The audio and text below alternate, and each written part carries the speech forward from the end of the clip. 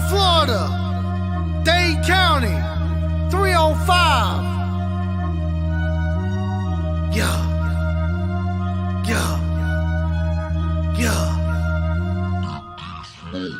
On the Gulf side of Florida, they said it wouldn't rain. But down in South Beach, yeah, we bout to make a sting. 305 Miami, we bout to have a blast. Got a guy from Bama and he's so stupid fast. On the Gulf side of Florida, they said it wouldn't rain. But down in South Beach, yeah, we bout to make a sting. 305 Miami, we bout to have a blast. Got a guy from Bama and he's so stupid fast. Jalen Waddle with the catch, to a throw, go fed. Big Mike with the round, O-line looking style. Miles G with the run, South Beach having fun. Other team gonna lose, don't care who boos. 305 is the place to be. If you don't believe me, just wait and see. Don't care what people really gotta say. Ride till I die, fins up every day. We winning the game, we going to a party. Spitting on the beat like Playboy Cardi. Gonna take a pic with Waddle. Gotta celebrate with a bottle. Dolphins about to win the dang ring. Ground and shine, bling bling. Don't give a what, look if you buck. Your team is so trash and they really just suck. His squad. Miami Dolphins, my squad. Aqua and orange on me every day. Shawty really about to be my bae. I'm always repping the 305. If you hate to leave, you can say goodbye. At the end of the day, Miami with the dub. After the game, I'll see you in the club. On the Gulf side of Florida, they said it wouldn't rain. But down in South Beach, yeah, we about to make a sting. 305 Miami, we about to have a blast. Got a guy from Bama and he's so stupid fast. On the Gulf side of Florida, they said it wouldn't rain. But down in South Beach, yeah, we about to make a sting. 305 Miami, we about to have a blast. Got a guy from Bama and he's so stupid fast. Hit squad representative. Big beats, we eat squads up for dinner. Legendary team, better watch how you approach it. If you can't swim, get tossed in the ocean.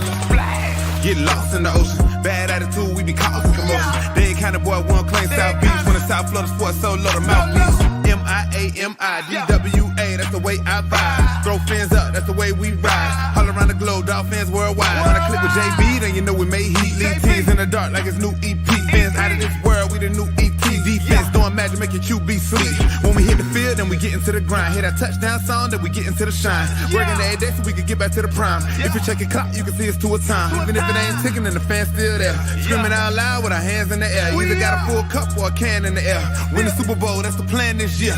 Yeah. Gulf side of Florida, they said it wouldn't rain. But down in South Beach, yeah, we about to make a sting. 305 Miami, we about to have a blast. Got a guy from Bama and he's so stupid fast. On the Gulf side of Florida, they said it wouldn't rain. But down in South Beach, yeah, we about to make a sting. 305 Miami, we about to have a blast. Got a guy from Bama and he's so stupid fast. MCJB.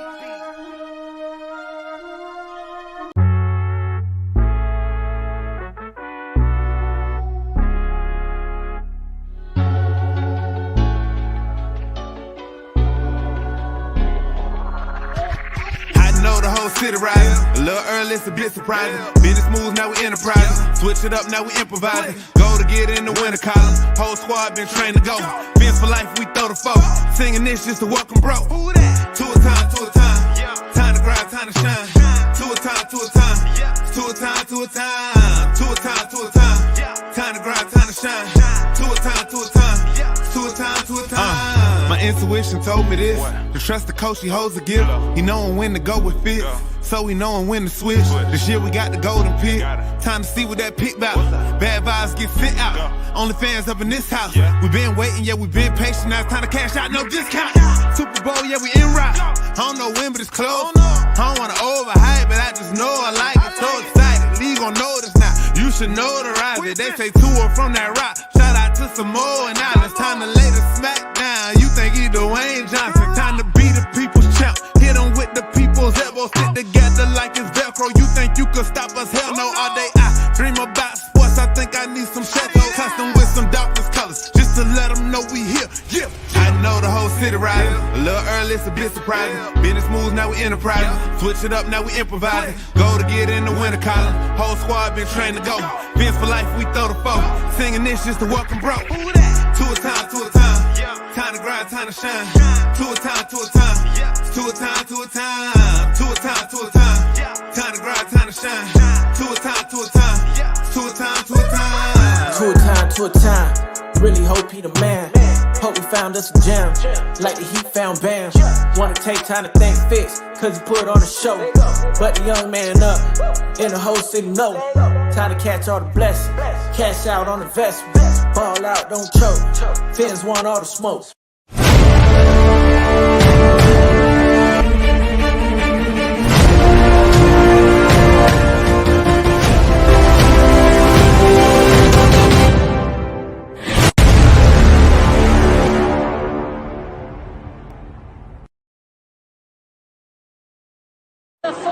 on the sidelines. Help is on the way. Telling the fans, help is on the way. 808 touchdown. MCJB. Hey, Khalid, slap that boot. DJ Flair, make the money flare.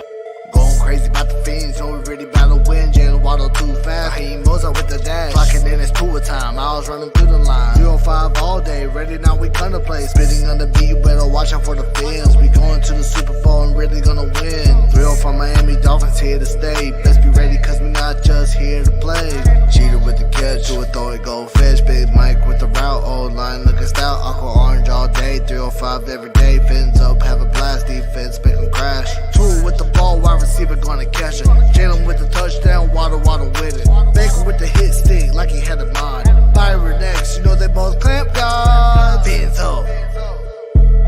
Fins up.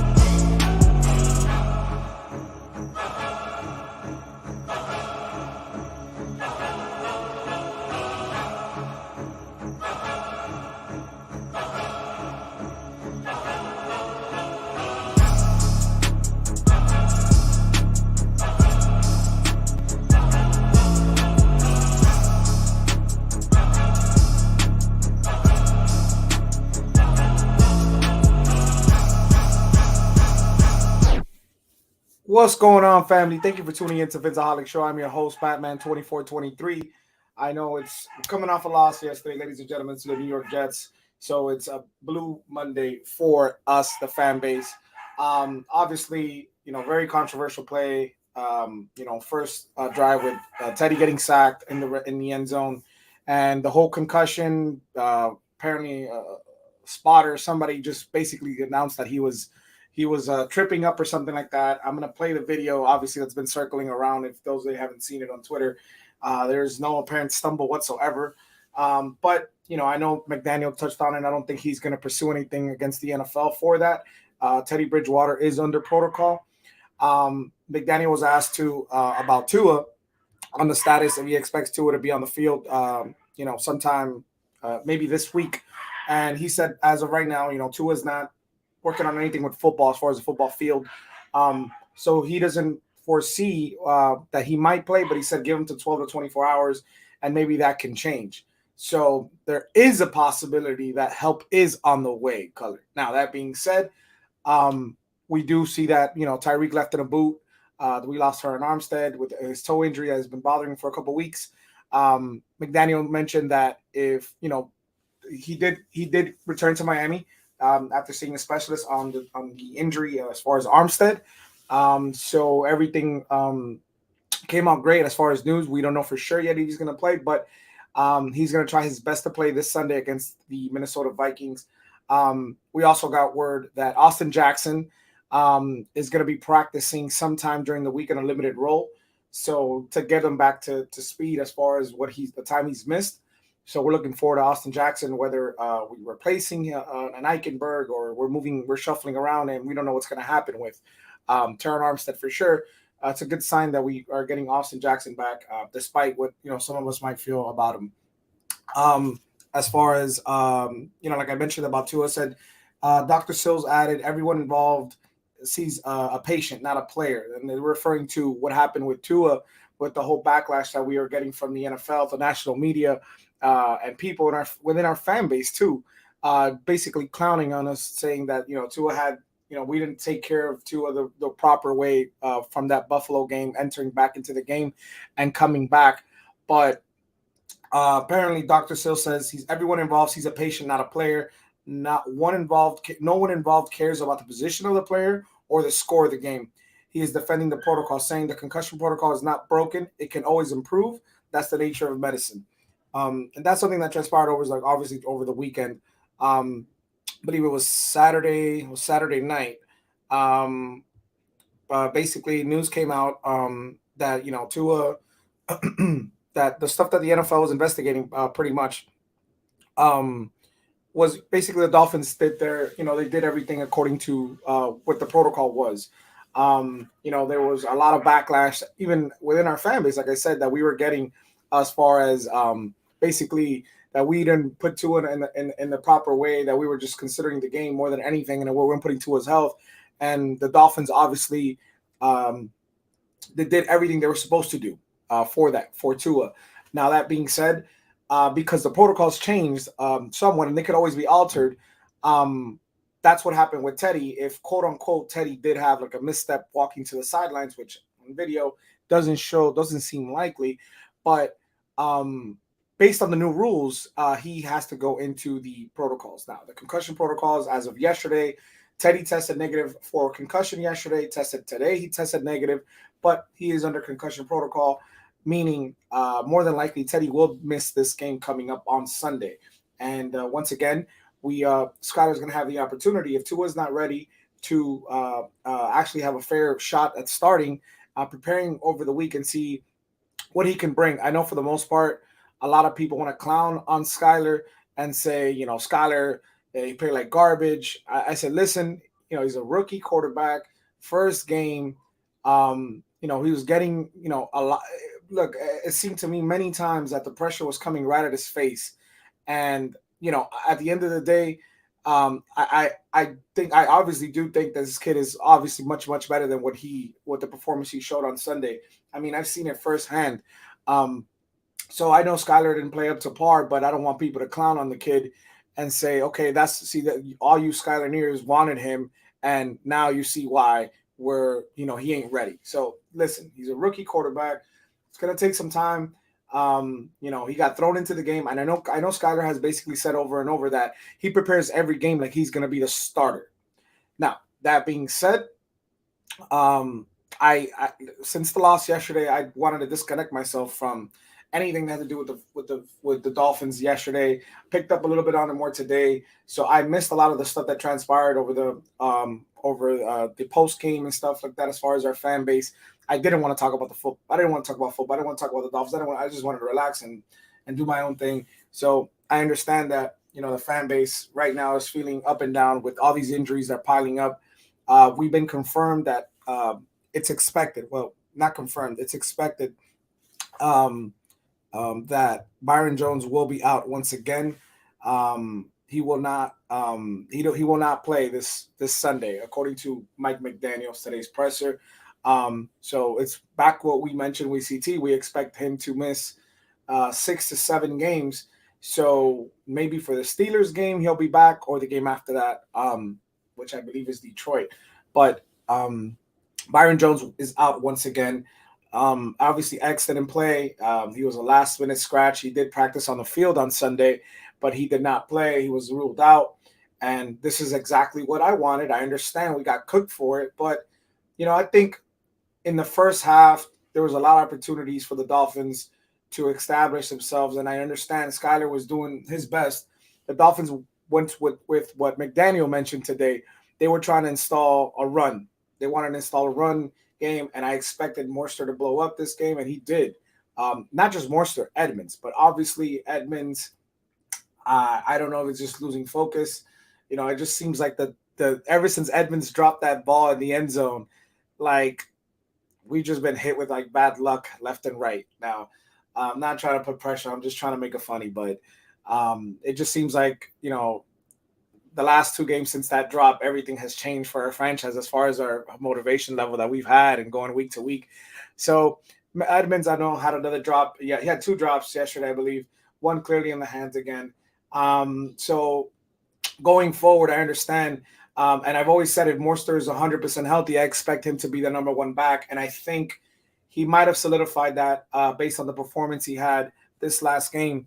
And I like what Morster has to offer. And again, what I love about it is that home run speed, that Lamar Miller, that he can break out at any second and can take it to the house. And, we did see that when that touchdown run, that was beautiful from Morster. That being said, we got injuries piled up. Tyreek left in the boot again, I mentioned. There's still questions out there about what the Dolphins should do with Mike Gesicki. Obviously, Cedric Wilson, one of my favorite additions to the team over the summer. We haven't seen much from him. I believe he has like 4 catches for like 43 yards, give or take. It's a big investment we made on Cedric Wilson, and thinking he would have a much bigger part or role on this team. And obviously, those signings came before Tyreek. So we liked the signing. We all did. We thought it was a great signing. I saw the hypothetical trade that somebody put out there. Trade Cedric Wilson and Gesicki and maybe a late round pick and go get Roquan Smith for your linebacker unit. This is something that intrigues me a whole lot, ladies and gentlemen. That intrigues me a whole lot. I'm a big Mike Gesicki fan. I do like Roquan Smith. I do like Cedric Wilson because that provides good depth, but we haven't seen Eazy-E. So, the Dolphins have a deep room as far as wide receiver.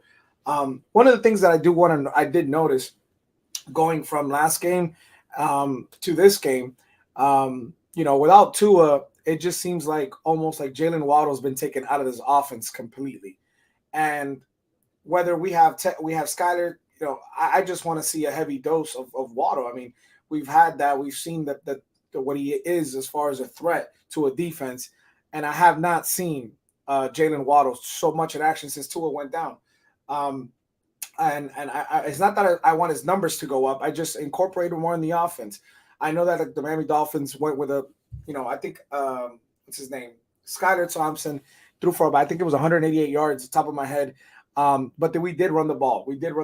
And we felt like we were still running the ball even when we were down big. And that's something that I understand the game of football, but you can't be running the ball when you're down like 2 or 3 touchdowns. Like, that's just ridiculous. And I know our offensive line is giving us problems and showing us that there is some things that they need to fix. And, we were all pretty much excited going into week 1 with New England Patriots, basically that the line looked a lot better. Austin Jackson was basically complimenting the coaching staff that was brought in. And when Austin Jackson went down and you had other guys step up into place like Greg Little, you definitely see some flaws. And doesn't have to be perfect, but you do see some flaws in this line, as far as blitzes and stuff like that. And, listen, I understand the fan base wanted to see Skyler. I wanted to see Skyler. Teddy got hurt at the end of the day, and he's under concussion protocol. So Tua can't play. Teddy can't play. Skyler's your guy. Now you got to bring up Reed Sinnett, and now you got to add another quarterback to the practice squad. And now Reed Sinnett is in play, and Skyler Thompson needs to be protected because it could be a devastating blow for the Miami Dolphins, knock on wood, if he were to go down in the game. Now we're in trouble, ladies and gentlemen. So it's like, I strongly believe we have a very good quarterback room, all 3 guys.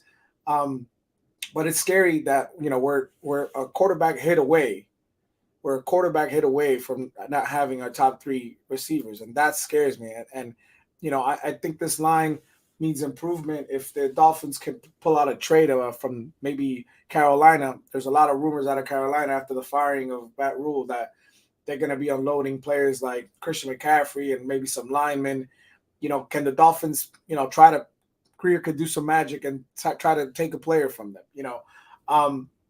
I'm very intrigued. I know that this team, including myself, wants Roquan Smith as far as middle linebacker. And, I still think that if we can pull a guard or something like that via trade for an established veteran guard, I would pull the trigger as the Miami Dolphins. And we have some trade assets, ladies and gentlemen. I understand we don't want to give up picks. It's bad enough the NFL took a first-round pick from us for next season. But, at the end of the day, if we don't have to touch the picks, but we have players we can trade and move around. Obviously, you saw Myles Gaskins being involved a little bit in the run game. Didn't know he had a number change. I thought he was number 37. When I saw him come in with that number 3, it threw me off. But we have a lot of players: Cedric Wilson, Mike Gesicki, Myles Gaskin. These are all players the Dolphins could potentially package in a deal to try to get a veteran lineman, and in hopes of being able to improve this O-line. When Armstead went down yesterday, it just looked like it was downhill. I mean, Skyler made the best of his opportunities, but there was just times like, I'm gonna play a clip for you guys.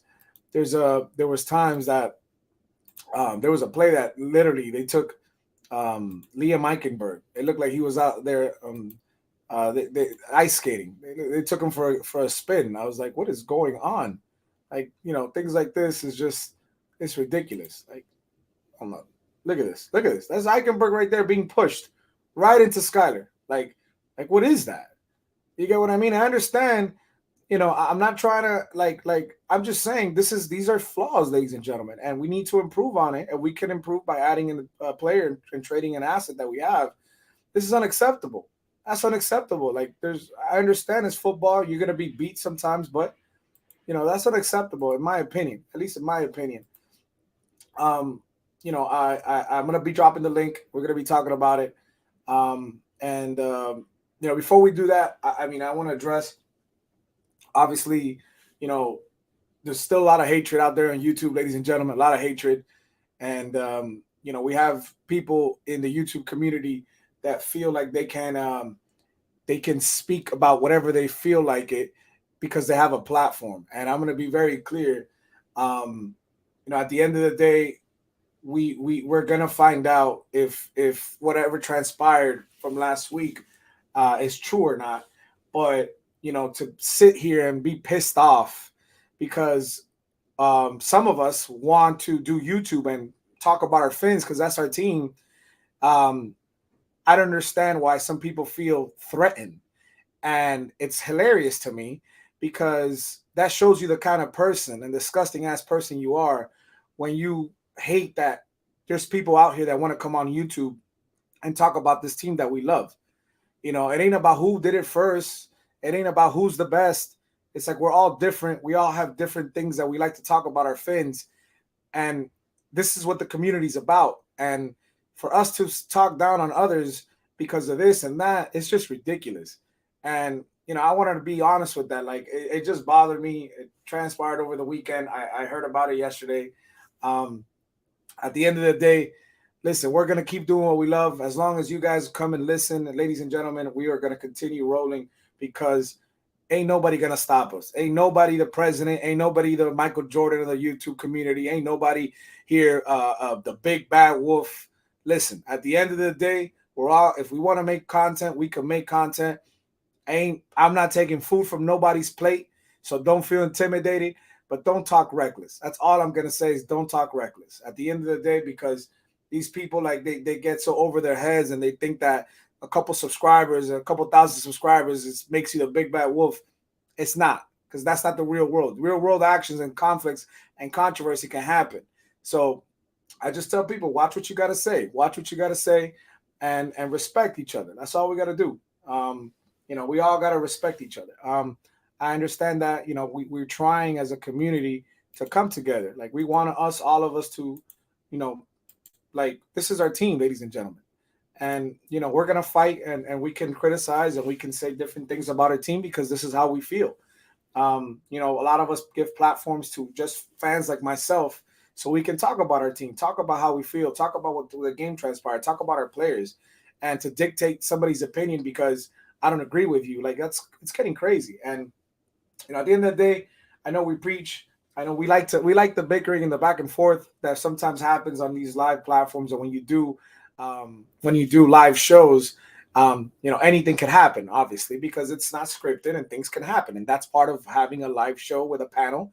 Things can happen, and I understand sometimes people can come and say something to trigger somebody, but at the end of the day, ladies and gentlemen, it's all fun and games. We all love each other.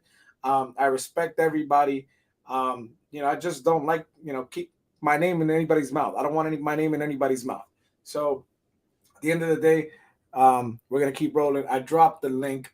I see I'm laughing at the comment section. I dropped the link. Guys, come up. Let's talk about it. Let's talk about what you feel about the game. Before I was hopeful we were going to get some good Tua news going into the game. Got a little video for y'all. Let me know what y'all think. And hopefully you like it.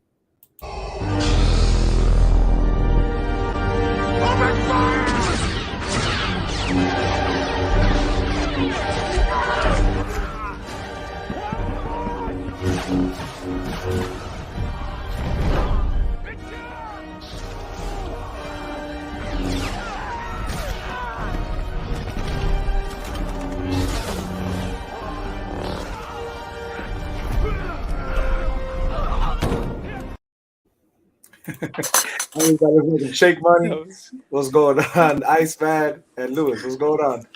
That was a good one. I love What up? What up? Well, I think it's hilarious, man. How you guys doing? today?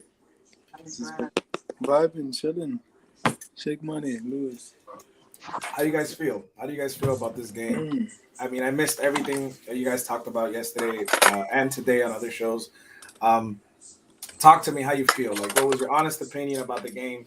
How do you feel about the whole injury controversy with concussion protocols and concussion being sent to Teddy Bridgewater? Now he can't play, at least for a week or two. How do you guys feel about everything? I'm upset. I'd say that how they're making a mockery out of us, using us as the guinea pigs. I mean, if you want to say that at least. With this concussion protocol making us the new favors of how they're going to change the rule because of us, Tua, and then Teddy. I mean, I get it, Teddy, you want to be cautious, but damn, dude, how much can we take, you know? So, yeah, that's all I'll say.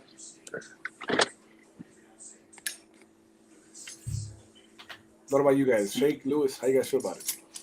What's up, Concrete? I'll be there now in a minute. Give me a minute. Yo, man, listen, what's going on, yo? Man, listen, before I touch on the quarterback play, guys, I'm on my lunch break. I'm gonna speak my little piece real quick. 100.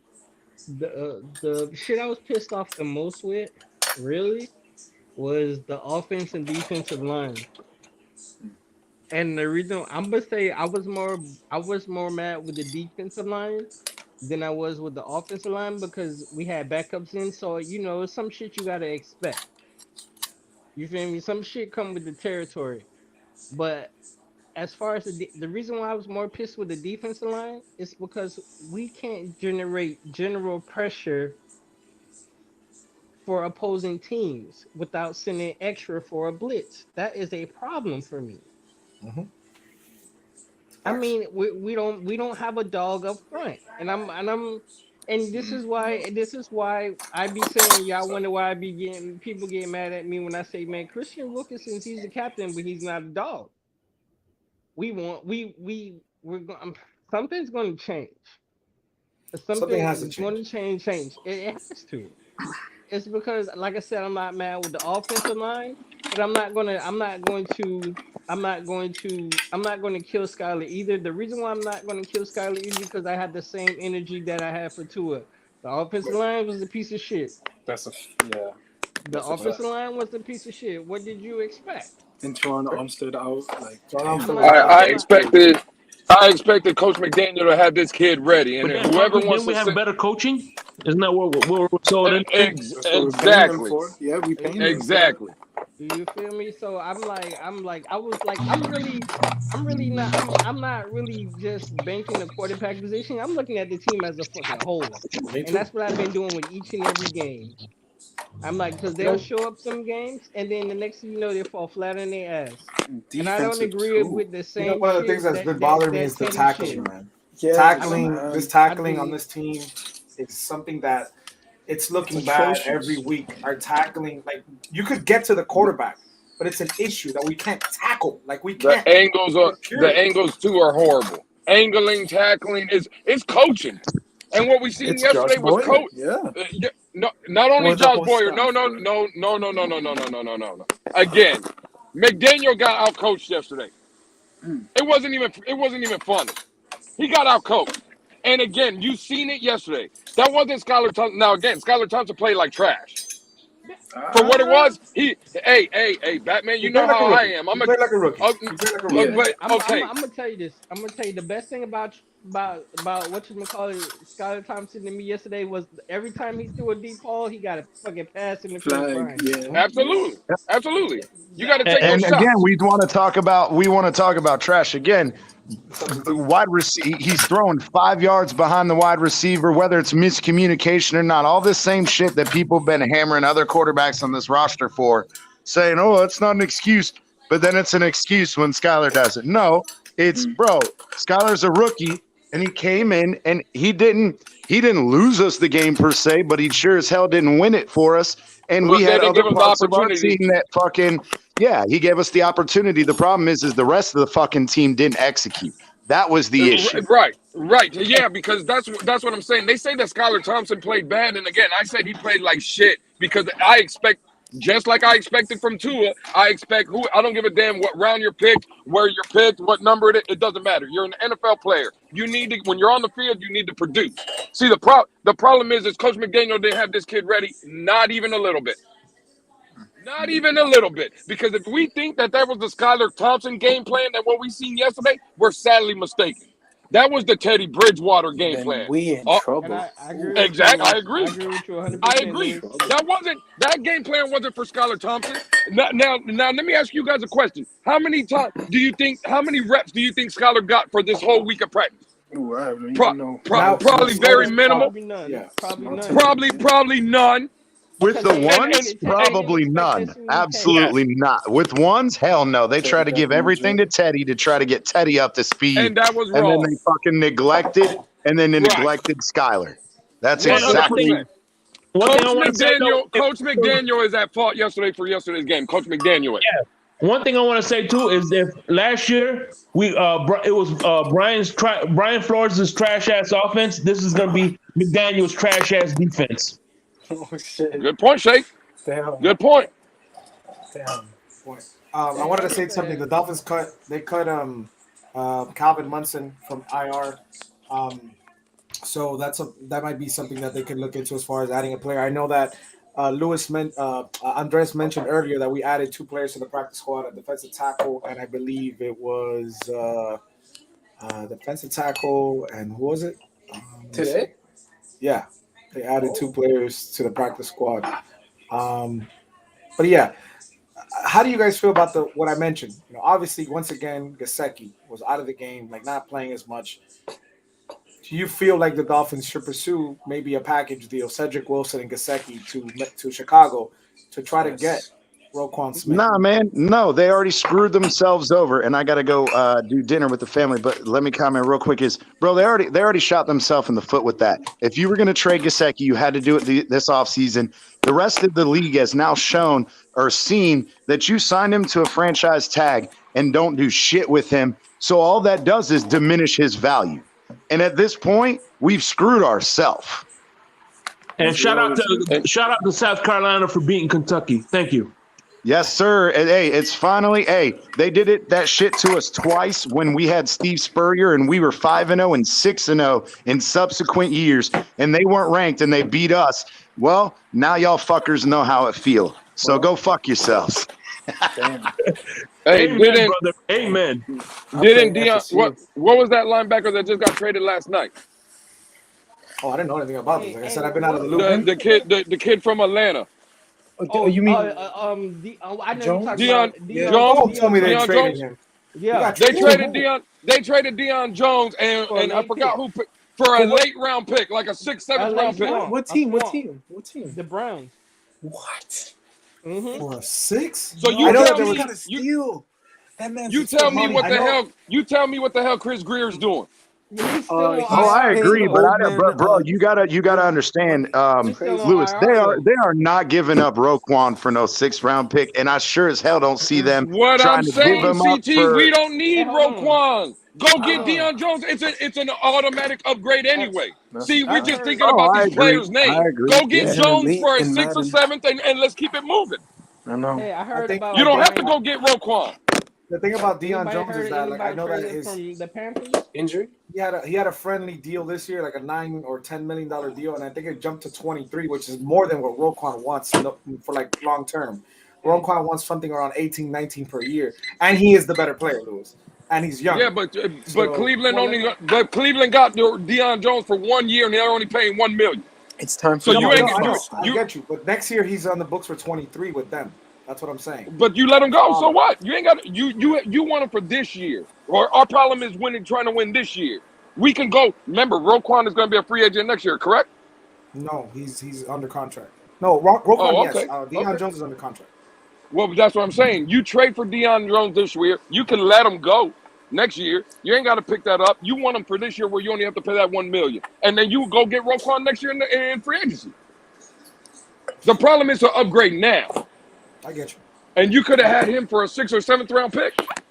It's And a I think Concrete no-brainer. was going to touch. Concrete was going to touch on the Bills. On the Bills, I mean the No, Bills. the Panthers, Panthers. loading I heard players. the Panthers. I've been hearing the Panthers names lately. Yeah, they want Christian to. They're willing to McCaffrey, take man? salary I cap. think they're about to do a fire sale. Yes. I think then they give about me to do a some fire Christian. sale. So apparently, Panthers. I think, or here it is. Panthers are willing to eat salary if anybody wants to trade for CMC. They also have other players that they're available. So, they fired their Brian coach. Burns' name. There you go. I've been So hearing Brian Burns' there's some good players that could be had if Greer can play his cards right, especially if a fire sale is going to happen, which is likely, in my opinion. It's very likely. Got to look at the roster. We got to see what they have and see what it takes. I mean, I might do a breakdown on that tomorrow, or while we're doing the show, we could do that today. But I haven't. Oh man, the one thing I don't want to see is McCaffrey with either the Bills or New England. So apparently there was a deal. They were trying to work out a deal today for McCaffrey, Bills and How dare the Bills? and apparently there's no trade imminent. No trade imminent. There hasn't been talks. But they want some they're money. saying That's everything. why. Listen, Yeah, they want so capital. If They the want Bills get assets. McCaffrey, oh my That's scary. God, That's scary. yeah, And I understand. Listen, I'm not going to be a hypocrite about it because, when Pete brought up the Dolphins should trade for McCaffrey, I think it was a year ago. We all Shout out to crapped Brother on him Pete. because, he's been injury prone. McCaffrey's been injury prone as of the last 3-4 years. So, I understand when healthy, he's a top 3 running back. I understand that. Same thing with Saquon That's all we like Barkley. in Miami. Yeah.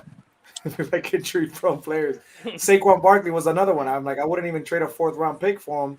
And he's balling this year. He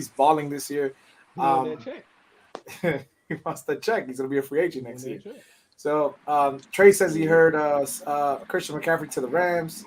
He'll be hurt anyway. Those guys are having good years now. It's 4 or 5 weeks into the season. Wait by week 8, and then you'll hear, they're out for the next 8 to 9 weeks.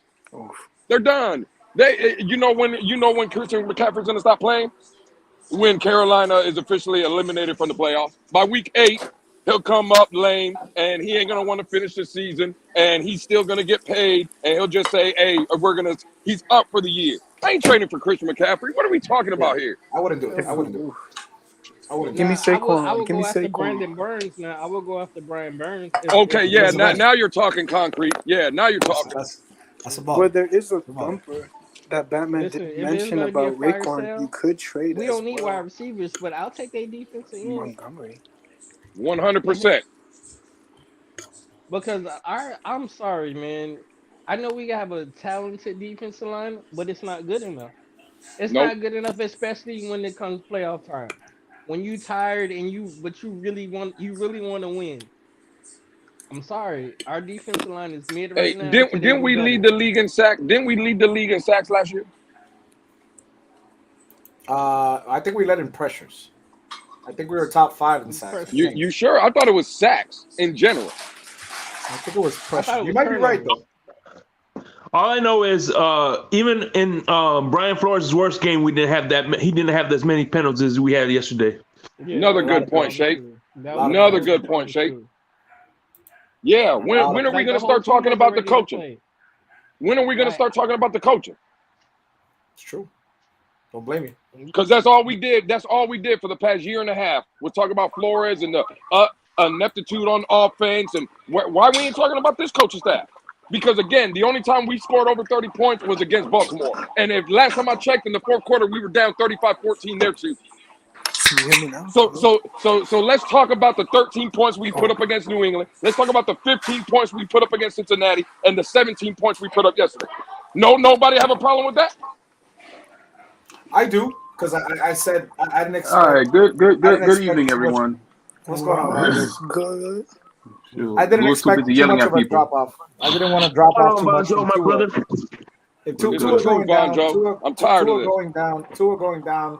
I thought Teddy was going to be able to hold the reins at least, and if it wasn't Teddy, it would be Skyler. I think Skyler would do it too. And I know the offense has not been what we saw in those first, at least the second game. It hasn't been the same. So there's no excuses, man. We gotta do better. I know McDaniel said he wanted to incorporate. They had a game plan. They wanted to incorporate the run game, and I expected that going into that game. I knew McCaffrey before the game even started. I know McCaffrey. I'm sorry, Morster was going to have a hell of a game, and he did. Now he got a lot of those yards, a lot of those carries, but we were down. So it's like, why are we running the ball? Why are we running the ball? I understand that's what you planned on going towards the game. But Vonjo, yeah, what's going on, Vonjo? Talk to us. What's going on, my peoples? So, the big thing was QB1 coming back. When he'll be ready to come back. And here's my issue with the whole conversation about QB1 coming back, right? The O-line looked like it's falling apart on us. Right? We saw Skyler take a few hits. We saw Teddy get blown up. Like, wow. First play of the game. Right? He got blown up. And here's the thing. People are saying he's going to be back, he's going to be back. Y'all motherfuckers know we're only in week 5. There's still 12 more games that he has to endure. So he comes back. My question is how long he's going to be back for.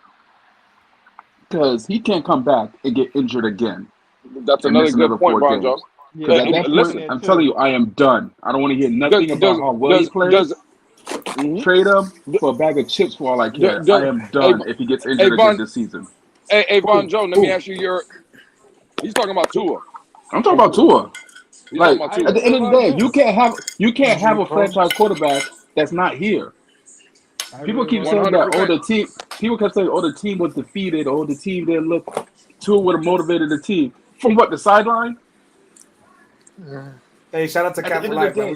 We saw the game together yesterday. He showed up. Yeah. So shout out to Cap for Life. That's what's up. Yeah, At the end of the day, your leader has to be leading you on the field. Your general got to be on the field with you. I can't have a general that's in a cast, or it's a pinky this time, it's a shoulder this time, it's a head injury this time. No, I need you on there. I don't care if it's a freak accident or not, but these freak accidents apparently keep finding him. Yep. Well, McDaniel's trying to sabotage Tua. That's what it is. McDaniel's sabotaging. Oh, here you go, Shake. Here you go, Shake. He said it, not us. Here you go, Shake. I know Tua. As far as as far as the concussions and stuff, I understand that that's part of the NFL, and one of the things I preached this season was health and consistency. That's what I wanted from Tua. Right. And obviously, like Lewis mentioned a couple weeks ago, if he's not available, that affects us. That's what Vonjo is saying. Now, I strongly believe when Tua comes back, he's gonna tear the NFL a new asshole. But my thing is, I those injuries concerning. Now, I understand concussions. Concussions are injuries, but like I'm talking about, like the small things we heard before, like the thumb and stuff like that. And I want to see more consistent play from Tua, because obviously that's my QB1, and I want this team to win. And we were all riding a high when we were 3-0. 100%. That being said, like I still think like we need to do something on defense, because like you mentioned, Concrete, the pressure at the quarterback, we need to improve on that. We need to improve tackling. It's just simple things. tackling in the NFL, and I am not seeing that consistently week to week, and that can be a problem, especially if you want to play the big boys, the big dogs, the Kansas City Chiefs, the Buffalo Bills. That could affect the game. Who's the running back for them? Who's the running back for the Jets? Carter and Brees Hall. And he destroyed Brees yesterday. Bro, Brees was literally pulling. Auditioning for the Miami Dolphins position. Lamar Jackson. No, he He didn't. has not stopped auditioning for the Miami Dolphins position. Tater to love it. I don't care what nobody says. But Who you talking about? Concrete? We saw Brees. Yeah, Lamar. We saw Brees up there breaking tackles, Dude, it poor could tackling, and dragging somebody by an ankle. Who's getting drugged by the ankle? Was that Crossing? That was holding on to his ankle? I'm not sure. I know Noah played. I don't think Crossing played. I think it was Noah. They were all getting drugged. Noah got destroyed, bro. Yeah, Oh. Noah played. Bro, I'm in Antigua. I'm in Antigua watching this, losing my mind. Like, what are we doing? Trade Noah. Yeah, they were all getting drugged. They all got drugged yesterday. Through the mud. Ain't nobody making no tackle. It's been like this all season. It wasn't just yesterday. No. Oh, man. Tackling is an issue. There's definitely. Yes. I think we could all agree on it. We could all agree on it. It's just, I don't know, man. Towards the end of the game, I didn't even want to see the game. Put it that way. I was pissed. No, we know what it is. It's coaching. We know what it is. We just don't want to say it because everybody's gonna look bad on their floor as it's take. And the Jets. That's what it is. Y'all can enjoy this too. Well, Lewis, can I follow up that point? Yeah, Carter. Well, listen, guys. In terms of tackling, first, let's look at the concept of the team, even under Flores, right? This was always supposed to be a defense that plays with the lead. Once we have the lead, you unleash the athletes on the edge, and they obliterate other offenses. That was the vision, right? We haven't seen that scenario yet this year, right? But as far as the question of coaching goes this year, it is something we're going to need to start talking about. Are we trying to fit a square a peg in a round hole? The reason why I say that is because when you look at McDaniel's calling of the offense, right? Consider the first play in yesterday's game. A play action pass from the 5, right? Some people might say you set up Teddy Bridgewater to get killed on a play call like that. I agree. The questioning of the offensive play of the offensive scheme and set goes back a lot further. When you look at when Tua finally got carted off the field against Cincinnati, we seem to be pressing that long ball offense, right, and looking to pass and score, and score long bombs at the.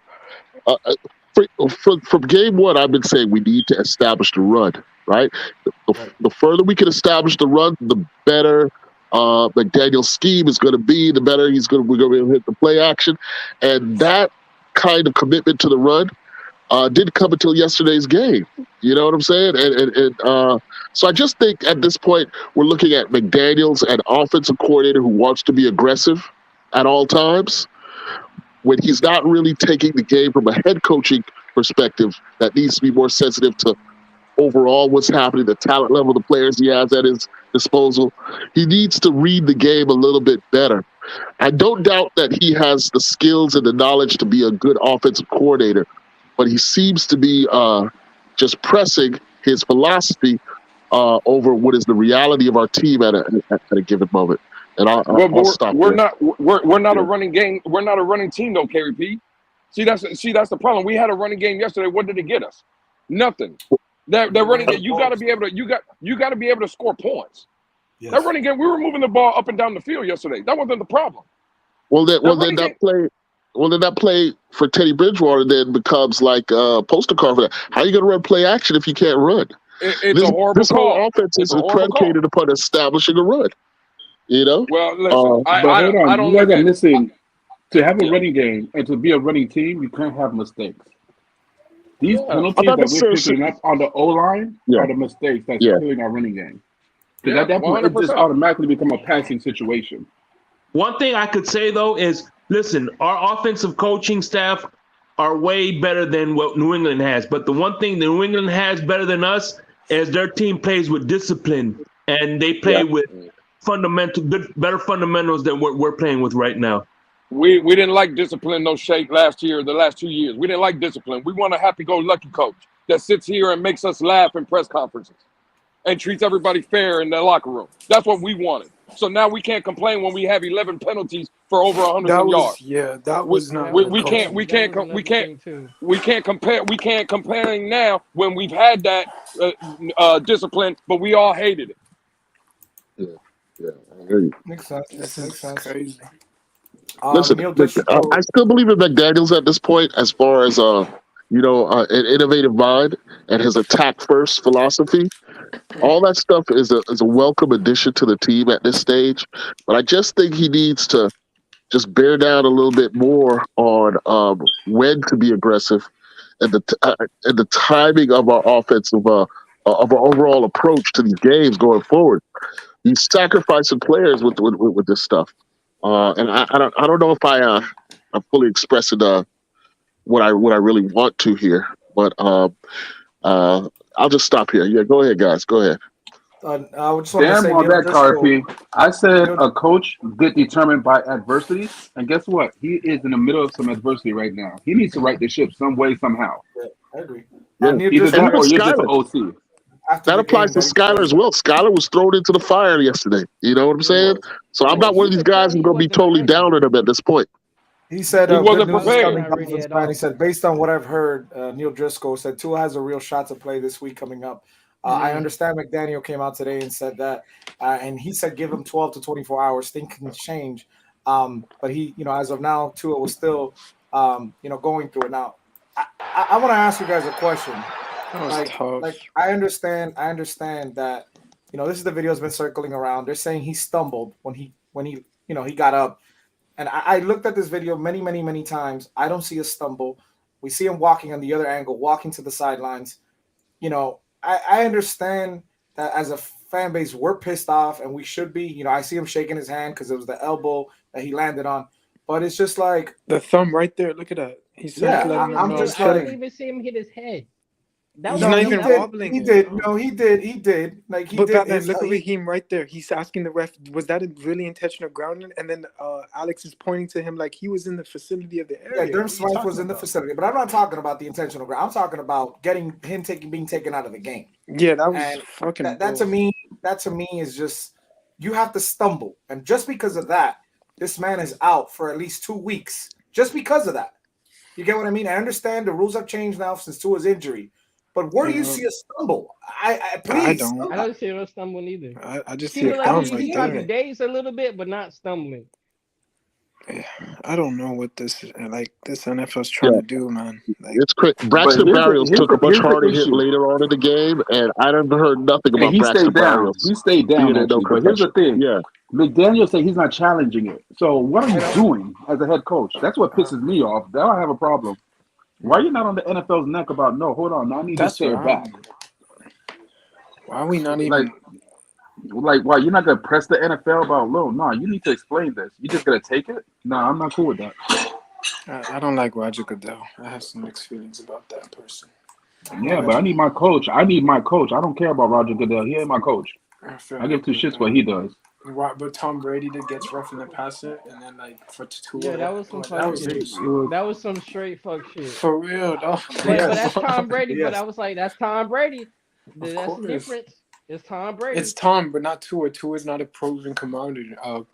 Whatever, fine. Fuck that. Let's welcome Sharif. What's going on, Sharif?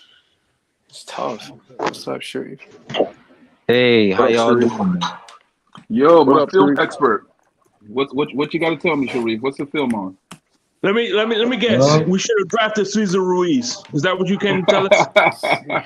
Man, I tell you what, I just hate to be right, man. I saw it from a long time, from a mile away. The things that Patrick Graham did with Flores, I just don't see it, guys. And I didn't see it from preseason, to be honest. Boyer is by himself. Sam can't help him. Pat can't help him. He's gone because he cannot do the things without Alexander and Flores in his ear. Flores was stupendous in situational calling on defense. When we need to press, when we need to close the box, when we need to bend but don't break. Boyer is trash. He's atrocious in play calling. There was a third down. He actually had Big Monogamy back off on the third down call, and the freaking guy just ran a 10-yard out to make the first down. That doesn't make any sense, and Flores does not do that. Flores is gone. He's a bully to Tua, but it's just not the same. And I'm freaking tired of being right, man. I'm tired of being right. Get this nigga out of here. Well, you were wrong. You were just wrong out about here guessing, okay? You were wrong about Tanner Connor, though. You were wrong about Tanner Connor because all Told you, last week, Louis. all you heard about Tanner Connor. That's all we heard from you, Sharif, last week. And Tanner Connor, the reason we had to try to kick a 55-yard field goal is he dropped the pass. Yeah, but I'm not moving the goalpost. I ain't moving the goalpost. Let's talk What you about mean? the That's big what you problem. said. Let's talk about No, the but big that- problem. Nah, I ain't no, moving the goalposts. Let's you talk about the defense first. Then you could rip into me with Tanner Connor. Stick to that. That ain't the problem. Don't go The all defense, over the place. The defense ain't the Stick problem. right there. The defense what ain't you the gonna problem. say? You're not listening. The defense ain't the problem. I'm Because not you talking ain't about letting no me defense. finish. You butting in, bro. I gotta finish. I can't- just reach. You were saying you were hold on, done. hold You on, were saying hold you were right. What you I'm talking about? tired of being right, bro. I'm just tired, and I You're knew it wrong. was gonna We're come not to a an end. defensive-minded. We're not a defensive-minded team no more. We're supposed to be an offensive-minded team. Why ain't we talking about against the New England Dolphins put up 13, against Cincinnati they put up 15, against the Jets yesterday they put up 17? Talk to me about your offensive coach. Talk to me about the McGenius that everybody said we were getting. Why are we talking about the defense? No, that wasn't me. I was talking about the fact that Kevin Durant, Klay Thompson. Right, he's moving the is, goalpost. He's moving it. Look at I was talking about how Klay Thompson and Steph Curry and Kevin Durant are representative of Tyreek Hill and Waddle. That's all I said. Moving the goalpost. Moving the goalpost. Look at Shake Money. Look at Shake Money, everybody. That was someone else you got. Talk to him, Shake. Where'd you get Talk that? to him, Where'd you Shake. get that? Where'd you Like, get for that, real. Shake?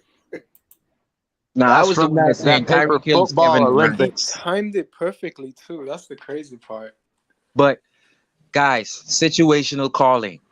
He just does not have Alexander and Flores in his ear. He doesn't. And it's clearly, you can see clearly the play calling. You can see clearly. And I'm Can I sorry. ask you guys a question? What happened yesterday with something we couldn't hear because it was thundering. So we lost signal at the bar where we were watching. They have DirecTV, so it was horrible. So some of us had to get on our phones between like the first two quarters of the game. Something happened with Skyler and his play sheet. Like, what was going on? Because they were saying something. I just couldn't hear what the cards fell out when he was sacked. Yeah. When he slid down for the first down, he got 13 yards on a slide. They actually hit the cards out of his play hand wristband. And so for that play, he didn't have any cards in the wristband because they hit him out. They hit him out, and actually Jets fan picked him up and threw him 15 yards. So the coaches had to, yeah. You didn't see that?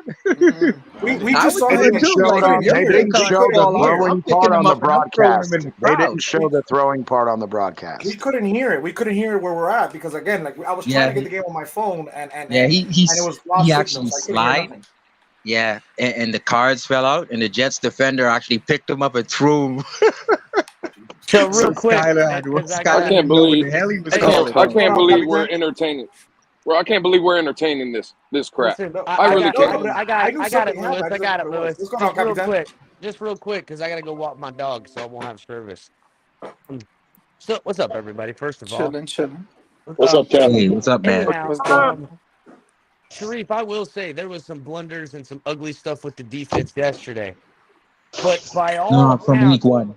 From week one, spotted a lot. There was some terrible calls. I mean, look, if there was a little bit, there were some definite terrible calls, and I'm not going to say that's why we lost the game. Okay, I'm not. But the defense committed a lot of penalties. That's for sure. There was 11 penalties on the defense yesterday. That's another thing. I mean, they just couldn't avoid people's face masks. That's all. It's just a face mask. And another thing, if you do any penalty with Flores, you run to the TNT wall and you do your 50 push-ups. It seems like guys now they're not getting penalized. They're not getting penalized.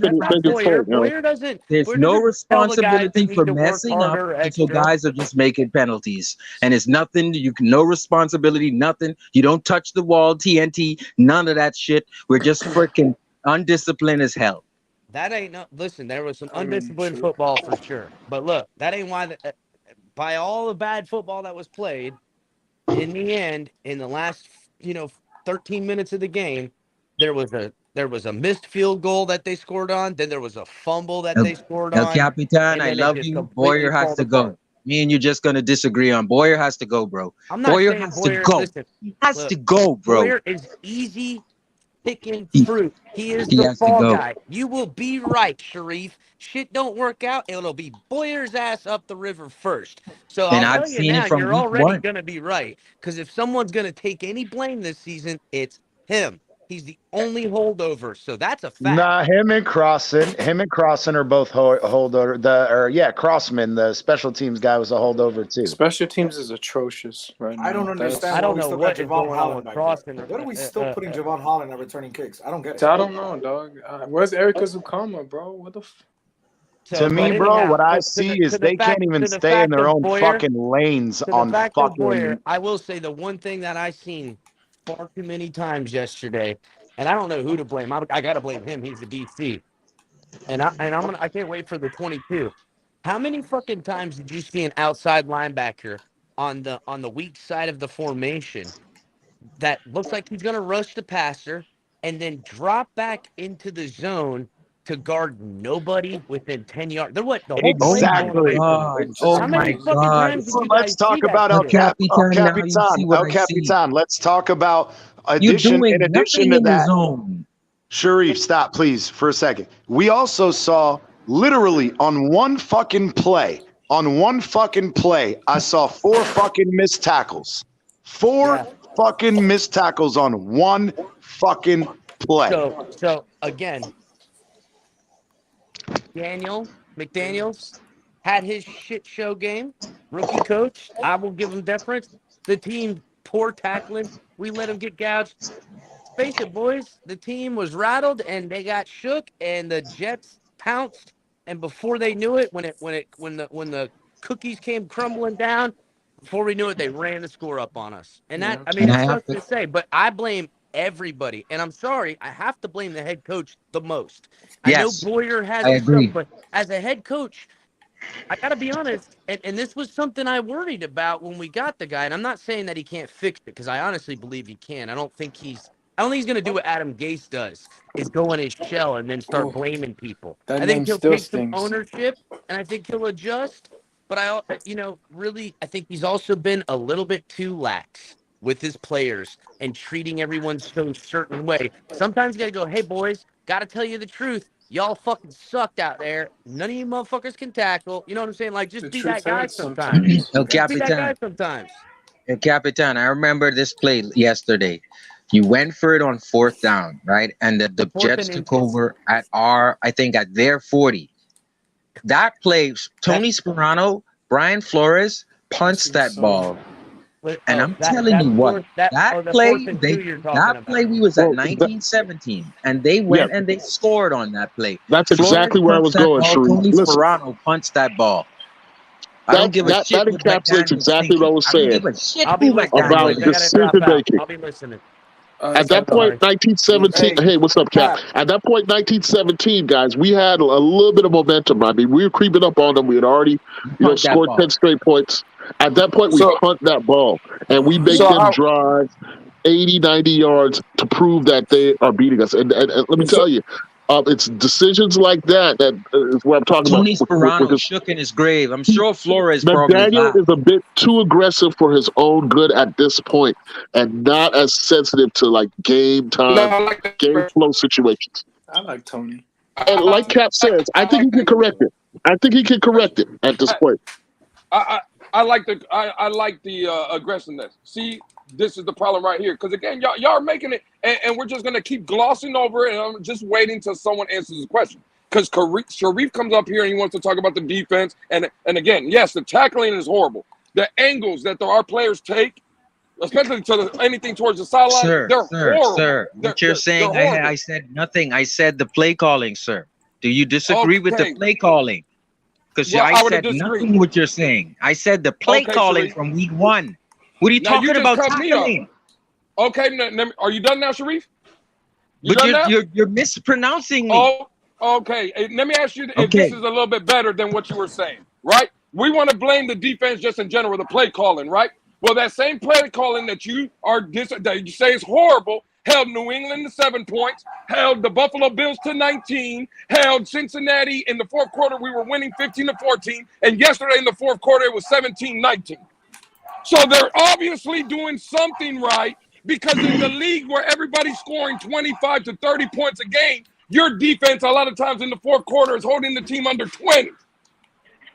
So why the fuck are we talking about the defense? You are an offensive-minded football team now. This is not a Brian Flores-led football team. This is a Coach McGenius-led football team with a $30 million fucking receiver, with 17 offensive new coaches, with 3 fucking new running backs. Why the fuck do we still look like absolute dog shit on offense? No, that's true. We do look like shit. We do. I can try to make say the offensive line isn't the problem this year. No, because look, this is exactly what I was about to say. Liam Eichenberg is rated as the worst left guard in the NFL, and Greg Little is rated the worst right tackle in the league. And I understand we improved the line, and I understand we're not making excuses for Armstead going down. But I agree. That should be the line starting when Austin Jackson comes back. And that's what I've been saying. Austin Jackson should be playing left guard when he comes back, and try to see Brandon show what he has to offer at right tackle. Because, listen, we improved the line. And I said this. I understand that all eyes are always going to be about Tua as far as the offense. But if this line was an average, we're not going anywhere. It don't matter if you got Tyreek. You can have Michael Jordan out there. Nothing's gonna happen. Ain't nothing gonna happen. Nothing gonna happen. And I know it sucks that we're scrambling now because we're putting on these players that have been cut for years on other teams. We got the worst left guard and the worst right tackle in the league. The worst. The rated the worst. The worst. Yeah.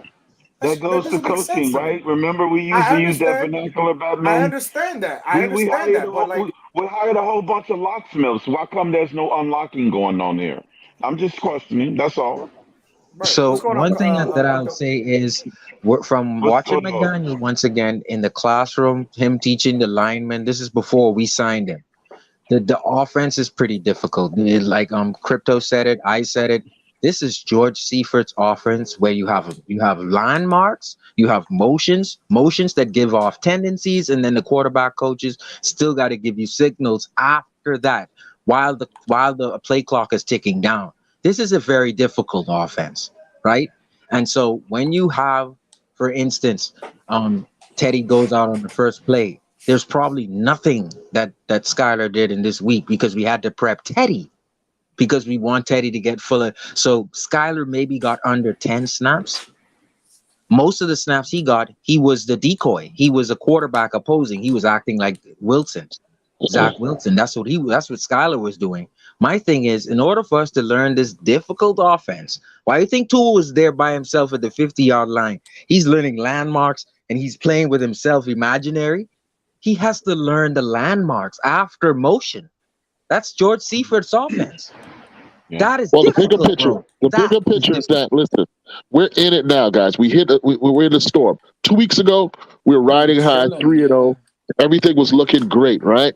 Then we got the concussions, right? In the Cincinnati game, right? Tua gets removed. Then we see Teddy get removed. Listen, earlier the discussion was reality versus excuses. Are we excuse making, or is it just the reality that, we've been very unlucky? Getting your second straight quarterback in to run the whole freaking offensive scheme at the beginning of the game, that's a big obstacle, and to believe that your offense is going to execute at a high level at that point. I'm ready to write an article that Tua fucked up the league, man, because since his head injury is like they fucking hate us and they're looking to fuck us up, man. And the NFL is very sketchy. There's one person in the Jets who's the watcher, or who's the person that watches head injuries, and as soon as he sees Teddy go, oh, get him out, oh, Teddy's done. It's like, oh, what are you watching us so hard for? What are you watching the Dolphins so much for? Do your job, but don't watch us like a hawk, man. Yeah, Teddy should have played that game yesterday. Aren't those Tua fucked independent up our guys league, that's man. in I'm charge? telling you, Tua fucked up our league. I think that's going a bit too far, but I hear what you're saying. Well, he talking about the consequence surrounding Tua. I think he's saying Yeah, that's what exactly. They call him a Exactly, yeah. spotter. The spotter, we don't even know him who sat the New York Jets stadium. Apparently, he nullified Teddy coming back. All a spotter has to do is fuck the Dolphins over. And that's what it comes to now. A spotter. Are you kidding me, man? Well, the reality is now we got 2 losses, right? And this is where the coaching question I think is the most important question at this point. Can McDaniel steady the ship? You know what I'm saying? Because we still are in a position where the season can work out, in our favor, right? Even if we lose to Minnesota this week, we still have a shot of, going forward, winning 11, 12 games and making the playoffs. Yeah. But it's going to take some high-level head coaching. It's going to take some strategic thinking. It's going to take,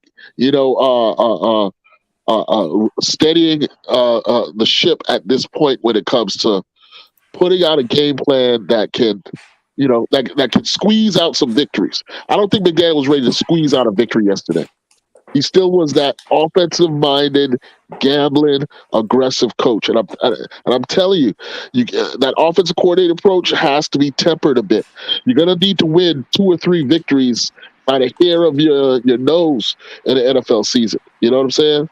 Right, and right there. That comment. We already did win 2 or 3 victories on the hair of our nose. How about every single victory except the first game? Yeah, and it's crazy. Yeah. That comment that Batman just had up. The defense gave up 3 touchdowns yesterday, and me screaming, "You're right," is not going to change that fact. They gave up 3. The fact of the matter is, they gave up 19 in 3.5 quarters because it was 19-17 with 9 minutes to go in the fourth. So don't miss me if you want to talk about the 3 touchdowns in the fourth quarter. How many touchdowns did they allow in the first 3.5 quarters? Right, I agree. Oh, okay. I'll wait for the next comment. That's what I would say. You have the talent. Play I calling was in the sucks on stadium defense. at the time when the air was just out of the tires. When he missed that field goal, and they instantly came down and marched down the field and scored. Skyler wasn't on the field when the Jets scored. I just want to give you guys a little news update. Just letting you know. Skyler was not on the field when the Jets were scoring unanswered points. Just checking. That's all. Right. First, it was a transition. It was really a 10-point swing because you could have punted the ball, 19-17, pinned them at the 5, and maybe even send Javon Holland or Brandon Jones on a blitz, and all of a sudden you get a fumble, scoop, touchdown, and now it's 24 to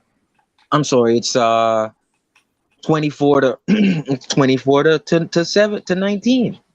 But instead, you went for it on 4th down. So I agree with El Capitan. The coach has to get some responsibility. He's too aggressive. And first, we didn't build the confidence in you, McDaniel, for you to give us that confidence yet. You need to see us do that. No. He has confidence in him. We don't have to give him confidence, Sharif. The man has confidence in himself. See, the play where he messed up on that 4th and 5 from the 39 was trying to kick a 55-yard field goal. Because I don't know if whoever else watched the morning show with Stephen D, right? But I seen my man Crypto, I seen Stephen D, I seen Dolph Freak. Everybody, they had jackets, sweaters. I talked to Crypto at halftime. The wind was swirling in the stadium. Bro, at 4th and 5, you know what the problem was yesterday? How many quick slants did we see yesterday? How many post routes did we see? How many did we see yesterday? How many in cuts did we see yesterday? Blowing in the Jets stadium. Right. So the play is not being aggressive. The wrong play was trying to kick a 55-yard field goal. You mean to tell me that all offseason? You mean to tell me that all offseason, a guy that we've called McGenius don't have a play to go get 5 yards? You mean to tell me with a $30 million receiver in Tyreek Hill, you can't tell Skylar Thompson, hey, it's a 3-step drop, quick slant, and we're going to put the ball in one of our playmakers' hands? Bro, we're letting this guy off the hook. And again, we can sit here and say what we want. I'm just looking for the same people that fought with me all time with everything. If Brian Flores used to sneeze, we complained about it. Well, now we have 5 games. We have 5 games of McDaniel not getting the job done offensively, but no one seems to have a problem. And I would say this. I remember when Xavier Howard did 50 push-ups. I remember when Xavier Howard did 50 push-ups and he dropped the interception. All of us remember that play last year. What is wrong with accountability? Nothing is wrong with accountability, because even if you do something, if you blow a play and you're held accountable in front of your teammates, you won't make that mistake again. And our defense never had so much penalties as we did. We never had the amount of penalties we did, and we were in 2 seasons as the least penalized team, for God's sake. Flores make you remember that you're going to run to the TNT wall, because again, I came out yesterday. I've never seen Mudbone on no panel before. So let me explain something to Mudbone. I had my face on the panel yesterday, and I said that Skylar Thompson played like trash. Yes, he did play. See, I'm not one of these fanboys that's gonna sit here and predicate to people and tell people what they want to fucking hear. Skylar Thompson, I said I wanted him to play quarterback. Skylar Thompson played like dog shit yesterday. Now what are you gonna tell me? Give him a full week. I'm not a fanboy. Yo, Lou, what I will tell you, that's tough. When Teddy has 90% or more of the reps. Hey, what's going on? When Teddy's got most of the reps during the week because he's already been anointed to back up to Tua, dude, you can't really blame Skylar Thompson like that. He didn't get any of the reps. They don't want to hear that. They don't want to hear that. You got a guy who's getting no reps.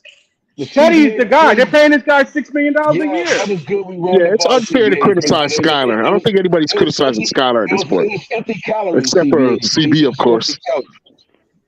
CB83, you know it was empty calories. Moser did a good job, but we lost by 21 points. And then you got to remember, Greg Little has been in the backfield the whole fucking game.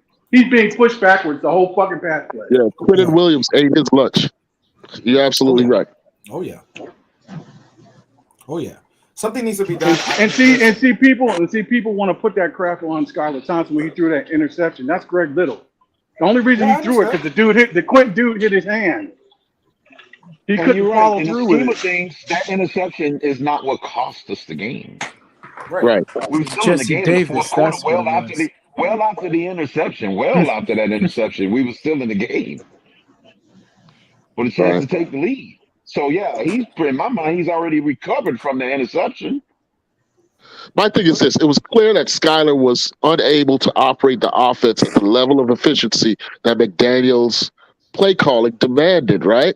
My thing is, at that point, McDaniel needs to simplify. We needed to build upon what we were doing successfully, which is run the damn ball. Run the damn ball a lot more. No, I have to push back on you on that. Once again, McDaniel knew it was fool's gold. He knew what it should have took to win the game to put us over the hump. That wasn't the running backs that would it was our running backs that was dropping passes as well that was thrown to them out of the backfield. And if he was so good and confident in his running game on 4th and 5, why didn't you call a running play? He threw a passing play. Right. So that's not the end all or be all. No, that's fair, Crypto. But what I'm saying is, as a head coach, you have to adjust your approach. It's obvious that the game plan went out with Teddy. You know what I'm saying? You bring in Skylar, you cannot expect him to run the offense at the same level of efficiency as you had in mind for Teddy. He's cold turkey at that point. And there are moments in the game where you need to be a little bit more conservative than you would have normally been leading up to that point. And I'm seeing that with McDaniel, the offensive coordinator side of him. You know, he wants to go for it. He wants to throw that ball deep that's his philosophy, right? Play action, big plays. You know, use the running game just as to keep the defense honest. I'm glad you guys see that. The job is to play action no matter what. Hey, can somebody answer the fact on that 4th and 1? Why did McDaniels run a toss outside where Greg Little's been getting ate up all day long? Because it was a horrible call, but no one wants to say that was terrible. Exactly. That was a rookie. Greg back Little down in couldn't my block my seat, little and sister. when they did that, I I was think standing Engel up. pitched it. But then when he threw that play, I sat right back Skylar down pitched it saying, to "Well, I'll Engel, be and damned." Engel pitched it. And listen, let me just say this also. Last words on McDaniel. That I was a think for situation McDaniel, where you I haven't given overthink a up hope on him. process. That's what There's a that was. learning curve for McDaniel to learn how to be head coach. Unfortunately, these last 2 weeks have revealed that he's got to learn. He still has a lot of learning to do when it Listen, comes man. to managing a win. So Right, for to me, manage all close I would games say and evade is, the fourth. all I would say is, I believe in this team. Someone getting I groceries. believe in this team, but the thing is, right? McDaniel has to calm down and get more game situational when to I be agree. aggressive.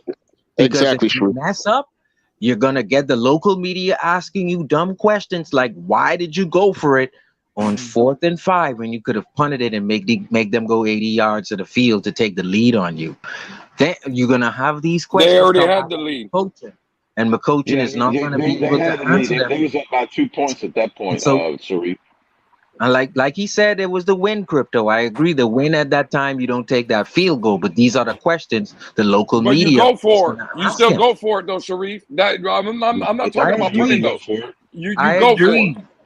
And the Jason toss, the Engel Sanders too. toss, when you tossed it on 4th and 1, Listen. it went nowhere. When you're gonna run a toss like that, they need to take a page out of Nebraska's old Nebraska's playbook. Schoolhouse right, everybody. Well, Tim Couch is not in the backfield, and what's his name is not back there neither. So I'm just saying. So my They thing ran is, the ball 400 think yards that a game with that offense. You put Christian Wilkins as a tight end or a fullback. You go heavy right and everybody goes right. Everybody. Or fake it right and go left. Here's the nothing's wrong with question. that. Here's the We have question. no running. I don't know about Nothing's Nebraska, wrong with man. that. They ran the ball But for then 400 yards a what you're game Hold telling on, your real tight quick. ends, How many We ain't got that tosses kind of did we offense. run that game? and what you're telling your tight ends if you bring Christian in the game, right? Sharif, hold on 1 second. They got How many times Brees did we Hall, run a man. I toss wanted or a him. sweep play during that game? Man, we tossed it like 10 times. A whole bunch. And we were Yeah, we successful run it all quite a bit. 9. We were successful like 9 times. And that's the thing. This is one of the guys that Yeah, we somebody were brought up, definitely Taylor ready. Moton. But the The right problem, tackle. Sharif, if they see it coming, they're gonna stuff us. They finally stuffed it the 10th time. Yeah. Because they Listen, never I don't. got 5 or Somebody 10 on mentioned them every time. Somebody mentioned the right tackle from the Panthers, maybe being available via they do a fire sale up in Carolina. Taylor Moton said Moton allowed just 1 sack last year while playing 100% of offensive snaps. What could it be? Who knows what it could take to get him? I definitely, if I'm Green, I'm calling 100%. You have to look. They're not gonna get rid of their best tackle though. Listen, but can somebody answer this, please? Because this is just burning in my soul. The Jets were down. They're both starting both tackles. What, we not got no sacks from our defensive linemen? That's unsatisfactory. Absolutely, you're absolutely No correct. pressures, bro. What's my request? Here's my proposal. Greer needs to get Ogba. See what he can get for Ogba. I'm serious. Honest to God, we Ogba. Disappointment. I like Ogba. I mean, damn. Yeah, but he doesn't fit our scheme. He doesn't fit our scheme, and I knew that last year. What I would say is, Here's a question when to he that. brought, Hold on. Yeah, you're right. Hold We on. didn't get any The question sacks is, what yesterday. is our scheme right now? That's my question too. Are we really running a scheme? Well, basically, the strength of our defense is built in the defensive backfield. Holland, Brandon Jones, Xavier Howard, Byron Jones. So yeah, so you see when you got a defensive backfield, ball hawks like that, you don't really need a whole lot of talent up front. Not really. But see now that so it changes how he quarterback. It changes the scheme now. Guys, one at a time, please. Yeah. We gotta play more zone now. Everybody, let's welcome Ian. What's going on, Ian? Man, he Yeah, probably has a connection problem. yeah, but for me, I still believe in McDaniel. I just think he needs to tamper down situational aggressiveness, and I think Josh Boyer, honestly, he needs to either call Flo for help. I don't care how, because clearly on that third down when we had him off the field, in fact, the previous third down, Nick Needham swatted a pass away and we got off the field. The very next third down, he has Igbenogany back up 15 yards. And all they do is run a simple Jets out. They picked up the first down. And I'm like, on the opposite side, you have Kader Kodu pressing him, but you got Igbenogany dropping out 15 yards. What are you Noah needs doing, to boy? go. He You needs to have the go. It's time momentum. for Listen, Noah to the go. NFL is about planning, preparation, and making Hold on, adjustments. Batman. Hey, Batman, I was Planning, gonna say this real quick. Hey, preparation, and Batman, making let me just adjustments. say this real quick. The guy We're that said struggling with the something about adjustments part. somebody collecting a paycheck about Agba. Hold on. First of all, Byron Jones is collecting a paycheck and still in the team without a mask because he's freaking a Will Fuller 2.0. He can't Oh, don't freaking get get on me the field. started, Crypto. Don't get me He's Will started. Fuller And 2.0. The guy is and still on the Byron Jones team. Byron and Jones, he's the one collecting a paycheck. What's going on, and Pete? guess He's what? coming back. And guess what, Crypto? Mike McDaniel was the one that promised us Byron Jones would be ready week 1. Did we forget that quick? Be ready week 1. Exactly. He did say that. That Yeah, came he out of his did, mouth. Pete. Ready to Yeah, he did, collect Pete. the check week 1. You The see, I'm guy so Yeah, he sick and did, tired Pete. of everybody being nice. This is why I'm not nice to Look at this Byron team. Jones, man. All of the Will Fuller high-priced 2.0. players, what Need are they to doing for us? We're in nothing. reality. Our Taking money. draft picks that we drafted. Listen, you know what we did? We just watched Brees Hall get 100 receiving yards on us right now. Somebody that we could have drafted. Literally, we've been But dying we for knew, running game. Talk to him, but we Pete. knew, Talk to him. but we knew, and we knew from the No, I'm very not even beginning started. we had no linebackers who could cover them. Or The running running backs were going to be a problem. We knew that. No, Here's Channing the thing, Tindall's fast fellas. enough to cover. Here, Hold on, here's Channing the thing, Tindall is because fast you know enough to what? cover him, but we didn't activate him for some reason. I don't know why Channing Tindall still haven't seen the field. I still No, don't he know. did. He was out there. He He played yesterday. Yeah, He played that's yesterday, one thing I want to Bonzo. say. Tyndall needs to start. Like Who played you really yesterday? incorporate him in the game. He had to We got to stop give on him the more run. reps. man. Apparently, We gotta give him Tyndall more did. reps. Tyndall Oh, played. man. Tyndall had a tackle. Yeah, Tyndall played. He had a nice tackle. Tyndall had a But Brandon tackle. Jones, right? Well, he did have a Listen, tackle. I I'm was just in saying. the I didn't say he building played when good. I Tyndall just said he was out. I didn't even notice him, and I was in the building. Yeah, That's man, how he had a He tackle played. with He Brandon played. Jones, bro. I was like, I saw it was a Compliment. nasty hit, and I was like, Listen, wait a minute, who God was that? He was damn. 41. That's Tyndall. I was like, oh damn. I was there in the stadium, and that's trying to tell you how good he played. And I didn't even notice the guy. Tyndall had a He made tackle. one play. Tyndall had a tackle. That my point. I was finally That taking a dude leap has for it. I cold was killer taking a in the leap belt. at the time. Hey, who believes? And this is I'm just Let's get putting it Odell. out there. I'm just putting it out there. Should Sean Payton make himself available next year? You think Mike's one and done? No, man. It's too early, bro. I think Too Sean early. Payton's gonna get that job in Carolina. He's gonna get that job in Carolina. You guys don't want to know how I Tripping. feel. You guys don't want to know how I feel. Oh, we can I'm tell. honestly happy and excited. Not because we lost. It's understandable. But man, we're 3-2. Skylar Thompson just got his feet wet, fellas. Listen to what I'm telling you. Skylar Thompson just got his feet wet, fellas. We are 3-2, and our season and our players coming up now are good players like Byron Jones, Xavier Howard. They are projected to come back and be a little bit healthier during this stretch. I know what I'm telling you, man. I know what I'm telling you guys. You see, look, this is the thing. I don't care what Tuanier say. When Skylar Thompson gets a full week of preparation and he's there as the starter getting practice reps, like anybody out here, any other fan on this panel feel like McDaniel didn't have enough plays under his belt for Skylar yesterday? Oh, I'm sure you have. 100%. We talked about that. I honestly felt 100%. yesterday. I honestly felt yesterday, oh, but Pete, what are you talking about? The run game was working good. crap. Forget that. He ran it too much, and the reason that was because I agree. he didn't have enough plays ready for Skyler. Skyler was not I prepared. agree. And if It there's was for anybody Teddy. here disagreeing with that and thinking that's an excuse, well, you're about to hate me even more, because what's next? It's not even an excuse. The Jets fans can hate me forever, and I don't care. Listen, he had to deal with the star players that Tua needed to be better. These are the guys that Tua needed to be an MVP caliber player.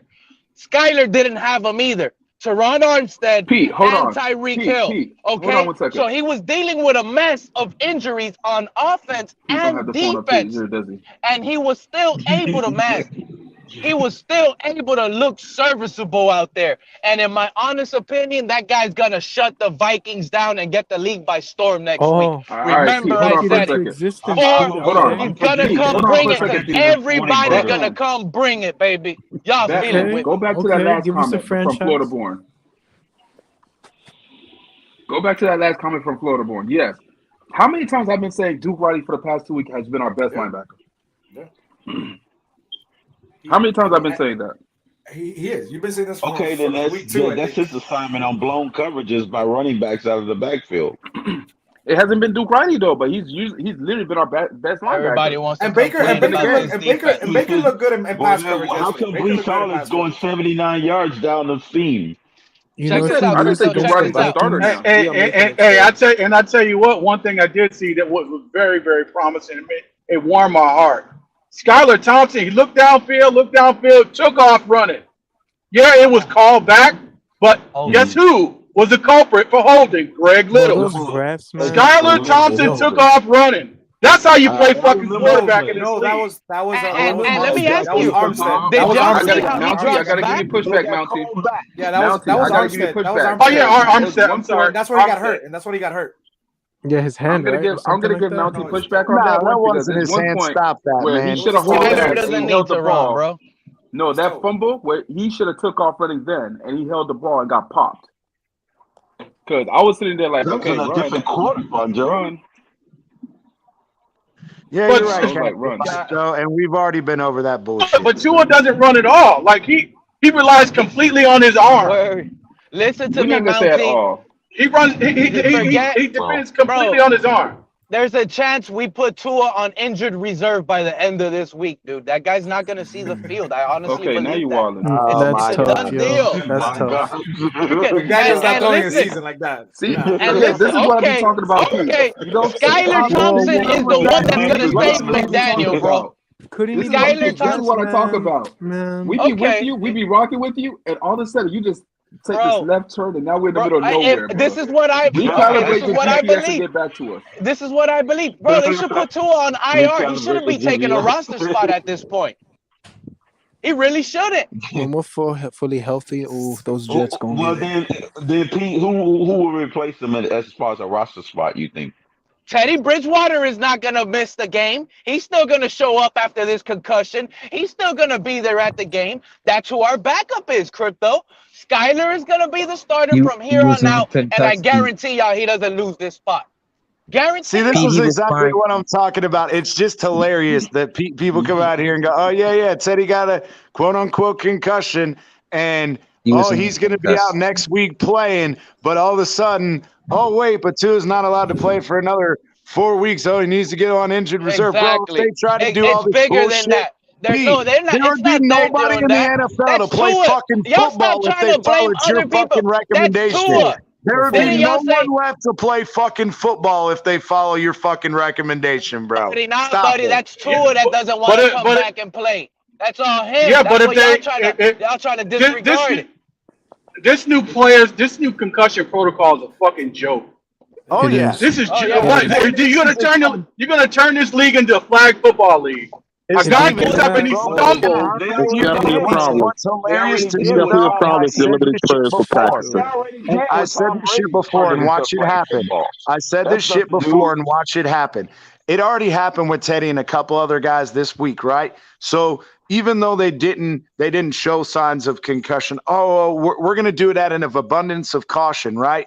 So what happens when they start taking a shit ton of more players out for the next week or 2 or 3?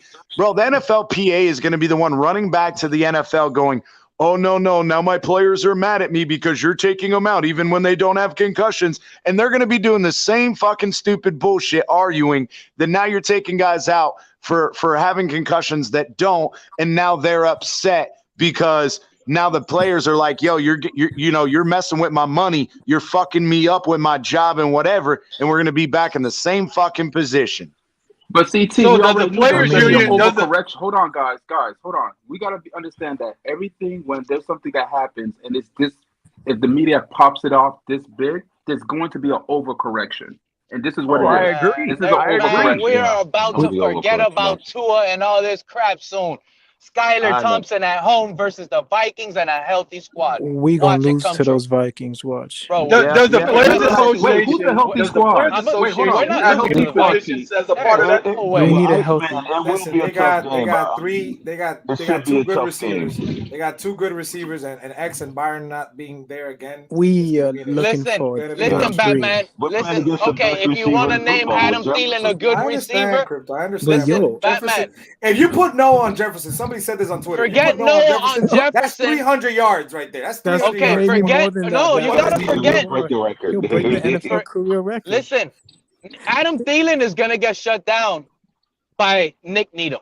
That's the perfect guy. Wow. Nick Needham is able to shut down someone with no speed that just like Nick Needham could stick with a Michael Thomas from the Saints. If I'm trying to let you guys know, as long as they don't have speed, he's gonna be all on top of them.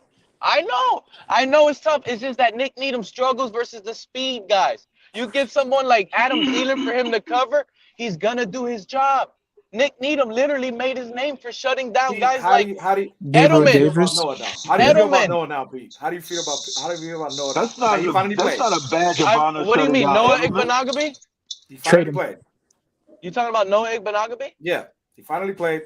What'd you feel about him? He played, whatever. He got some reps. That's it, but it's still a buzz. It's a buzz. 2020 draft is done. Tua, Igbenogany, Austin Jackson, they're all done. It was a failed draft. Wow. So you're getting ready to out? You said you wanted to see Noah play. You've been saying this. You got to see him play. You said McDaniel needed to give an opportunity. He got an opportunity. Yeah, but he was pretty much inconsequential except for that one fourth down play. He didn't really affect the game. So, and you know what? I hear a lot of crying and a lot of complaining. Y'all check this out. Hold on. A lot of complaining, a lot of crying. But guess what? Take away that 79-yard pass to Breece Hall. How many passing yards does Zach Wilson have? Did he really kill us? Even with all those problems? Take away that one big splashy play they had. Did they really do anything but just move the ball here and there with little passes? What explosive plays did we really give up? In the fourth quarter? That's what they did. They just pounded the ball. ball. But Pete, it only takes 1 or 2 explosive plays to decide the game. True. But I'm saying, if you were to hear the fan base complain about this defense all day, you would think we gave up 5 touchdown passes. Garrett Wilson had 2. Elijah Moore had 2. The Coughlin had another one. Zach Wilson had 100 yards. That's not what happened with our defense. But what's disappointing is we knew all along where 60% of their offense was going to come from, and we still couldn't stop it. The Vikings are gonna just. We knew Breece Hall was going to be instrumental in the offense. He had the problem the Jets gave me, and that's why I kept saying it was going to be a high-scoring game, was because they do have an arsenal of weapons just like us. They just don't have the names yet, but they have good players, good receivers. They spread it out. Yeah, Garrett Wilson, Corey Davis. They just spread it out. They're not going to lock in on one person. They have weapons to spread it out, including so that's why I knew they were going to be able to score. They did good. It was just going to be us to score more. We got to forget that without these corners, we have no defense. We know this. So this is why I've been saying we have to put up points. We're going to have to win next week's game 40-37. Good luck with that, man. I don't feel good with these. That's what's going to have to happen. That's what's gonna have to happen. What We're do letting you teams got? score too much points on us, man. Too many points. See, What do you after the guys think? Vikings, Do we you can go on a think? winning streak, though. We really can once we get everyone healthy. I just don't feel good with the Oh, it's Vikings. gonna happen Sunday. I This, You honestly but feel believe me? it, Iceman, Iceman. you can't dig yourself a hole though, Iceman. We deep in this hole Or now. it'll We be got to hard. get out of it together. Shoot, I don't want to be Thank where you, I we What do are you think Pablo. I with think, the think we guys? Dolphins. I think we need to experiment and put Christian Wilkins over there where Agua is and put Agua inside. Like Jaden Agua, I think Phillips, Christian Wilkins maybe? can play deep. I think Christian Wilkins can play defensive end. We need him on the edge. He's a You lot can more safety in agile. college. He's quicker. Ooh, what's this, Batman? Guys, we're about, I think, like 9 subscribers away from 3. $10 gets you 2 Okay. entries. $20 gets you 6 That's what. entries. 50 gets you 40 entries for an authentic player-worn Xavier Howard jersey. And like I said, X-Man being the best corner that I've seen since Pat and Sam. I really like this jersey. I didn't want to get rid of it, but any lucky fan, we got, I believe, 9 people left to subscribe to the channel. If you're not subscribed, subscribe to the channel, and then we're going to be giving this away. We only got 4 people that have entered for this jersey. So if you want to get lucky, you want to donate to the channel, help the channel grow, $10 gets you 2 entries. I'm doubling all the entries. 20 gets you 6, and 50 gets you 40 entries. Just throwing it out there. We're 9 subscribers away. I think we're going to get it this week. So anybody listening, make sure you subscribe. And we're going to have this giveaway. It's going to be this week. So if you want to enter, it's at Cash App, $Phinsaholics, or PayPal, Batman2423. But yeah, sorry about that. Let's keep the conversation going. Well, CB83. Yeah, CB83 is a goddamn fool, man. X is CB, losing you a his fool, stride. man. X been getting roasted lately, so he's probably not going to be the best corner going forward, man. He's been getting roasted lately. I Well, think the he thing needs is, Byron, right? man. The thing He is, needs right? Byron. If you look at it, exactly. If you look at what we did on defense with Byron and X, on third downs, particularly, you're able to put one of those guys on an island and send Javon over on third down in a single high. Right? That's phenomenal. Sharif And we're knows just what's not up. able to do that. That's what's So up. the thing is, right? I don't think there's another team in NFL. We're paying them we're paying X and Byron $41 million to do that. That's why I said a we're lot. paying them $41 million to basically be able to do zero blitz on 1 3rd down. Oh, what is he saying? That was Well, like 30 So years ago when he ran his combine, buddy. Look at Adam Thielen now. I when think we he's get fast. Byron I'm and my not gonna X, lie to question, you. I think he is fast, though. my The guy is fast. my question Talk to him, to Pete. you all. Talk to him. My question to you all. 30 years ago, he ran a 40 time. My Hell, my Pete. Bro, question that to guy the hasn't panel had over is 100 yards since when, bro? That guy's slower than dirt. Nick Needham, y'all heard it here, is going to shut down Adam Thielen. Watch. dog, my please. question to the panel. Maybe My Noah question will to the shut him panel down, is, right? Pete. Do you think that Boyer is going to McDaniel on Wednesday, Thursday, and Friday and saying, "Coach, what do you want me to run?" Or McDaniel is being a beta male and saying, "You do what you do on defense, and let me do what I do on No, offense." Because I'm going to tell y'all. here's the problem. no. What do you guys think? You I'm going have to tell to you run it what by I your think real coach. quick, You Sharif, have and to. everybody They else can got go. Look, we opened up the One at a first time. punt. One at a time. The first punt of the game. The first punt of the game, I'm like, all right, coach, have Tyreek Hill back Answer the there. question, Pete. Real quick, I'm going to let you guys answer that question. But I listened. I see Javon Holland back there. This guy, Tyreek Hill, by the 3rd quarter is limping around already during that game, right? By he the had to 3rd tackle quarter, somebody, coach puts Tyreek Hill at punt return. Does that make sense as a coaching decision? These are the issues I have as a coach. Are stupid little decisions like that. I like his He's a play rookie calling. coach too, but I like his play calling, but that doesn't mean I gotta like everything. There's stupid things. Like you should open up the game with Holland, then he stays back there the whole game. Now when you see him And limping, why didn't you run the ball, Pete, on the first play of the game by the 2-yard line? Bro, Why because not that's what I run? was thinking about saying, because that bothered me, bro. That there triggered it was me play action, about right? Mike It was play action. McDaniel so yeah, bad, it was bro. play action. That was a play All right, action so play, Sharif, but what was the question again? What was the why was question again, Teddy? Sharif? The question is, do you think that Josh Boyer goes to McDaniel on Wednesday, Thursday, and Friday and say, "Coach, what defensive scheme do you want me to run?" Or McDaniel is a beta and says, "You do what you do on that side, and I have enough problems on offense." That's bad I think communications. McDaniel's he's gonna have some input. At least tell him he's gonna let him coach. He's gonna let Boyer coach, but we cannot sit here So and basically, deflect and he's a deflect. beta. They have look. Well, see, that's where you go too far, Shane. No, they tell the coaches this is what I'm gonna run. And then Boyer's a smart coach, and but you got to keep in at the end But of the day, if Boyer's messing up, at what point do you say, sir, what are you doing over here on defense? I know I've been focusing on there, but you're messing up, guy. I gotta check what the hell is going on over here. Like at what point do you not be a beta male? If I'm McDaniel, you know who I'm questioning this week? I'm questioning our defensive line coach. That's what I'm questioning. I should have been questioning 2-3 weeks ago. See, you know that right exactly. Good point. Good point. Absolutely. Good point.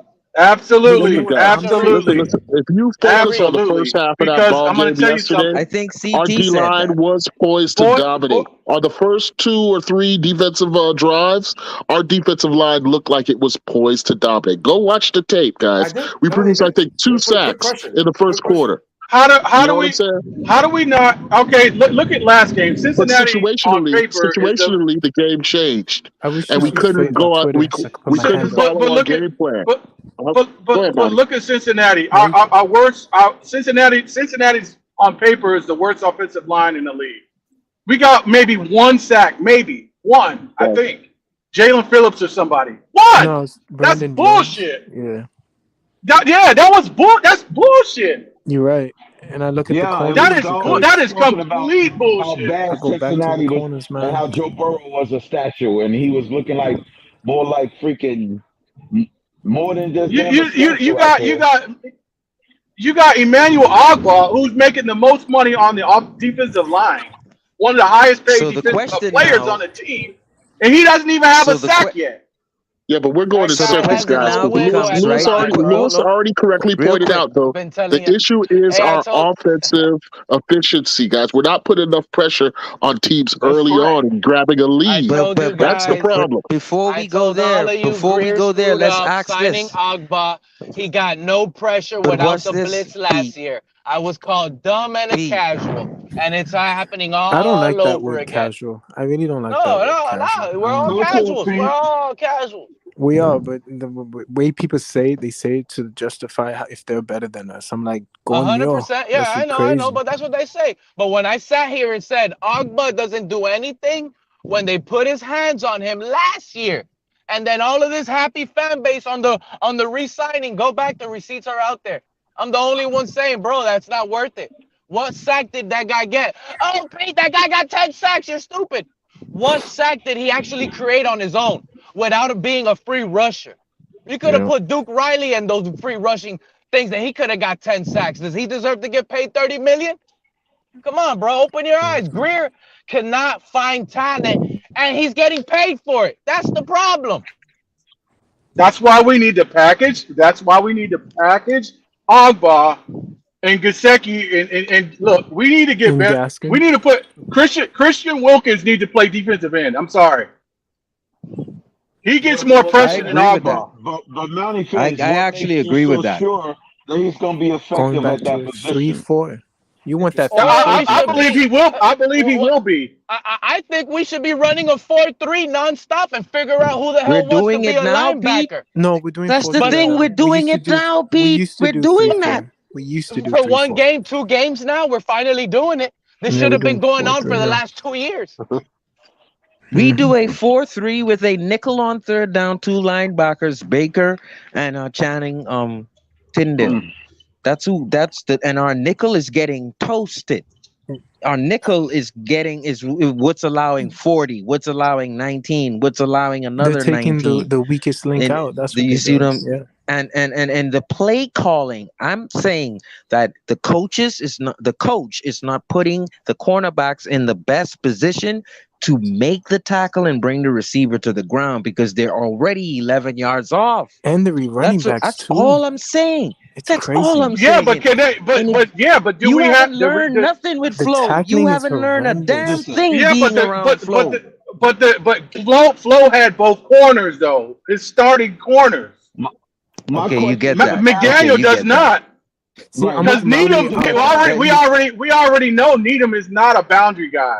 You But if don't you want have him those corners, bump and run on Right. He's not anybody. about. But He's not about still, that. you're 11 yards off of Bateman. All Bateman has to do is a Madden Duke, and he's off to the races 90 but check yards. this out Why are though. you so far off? But check it. The All right. moment we get My these question corners to the back, bro, it's gonna That's be play nice. calling.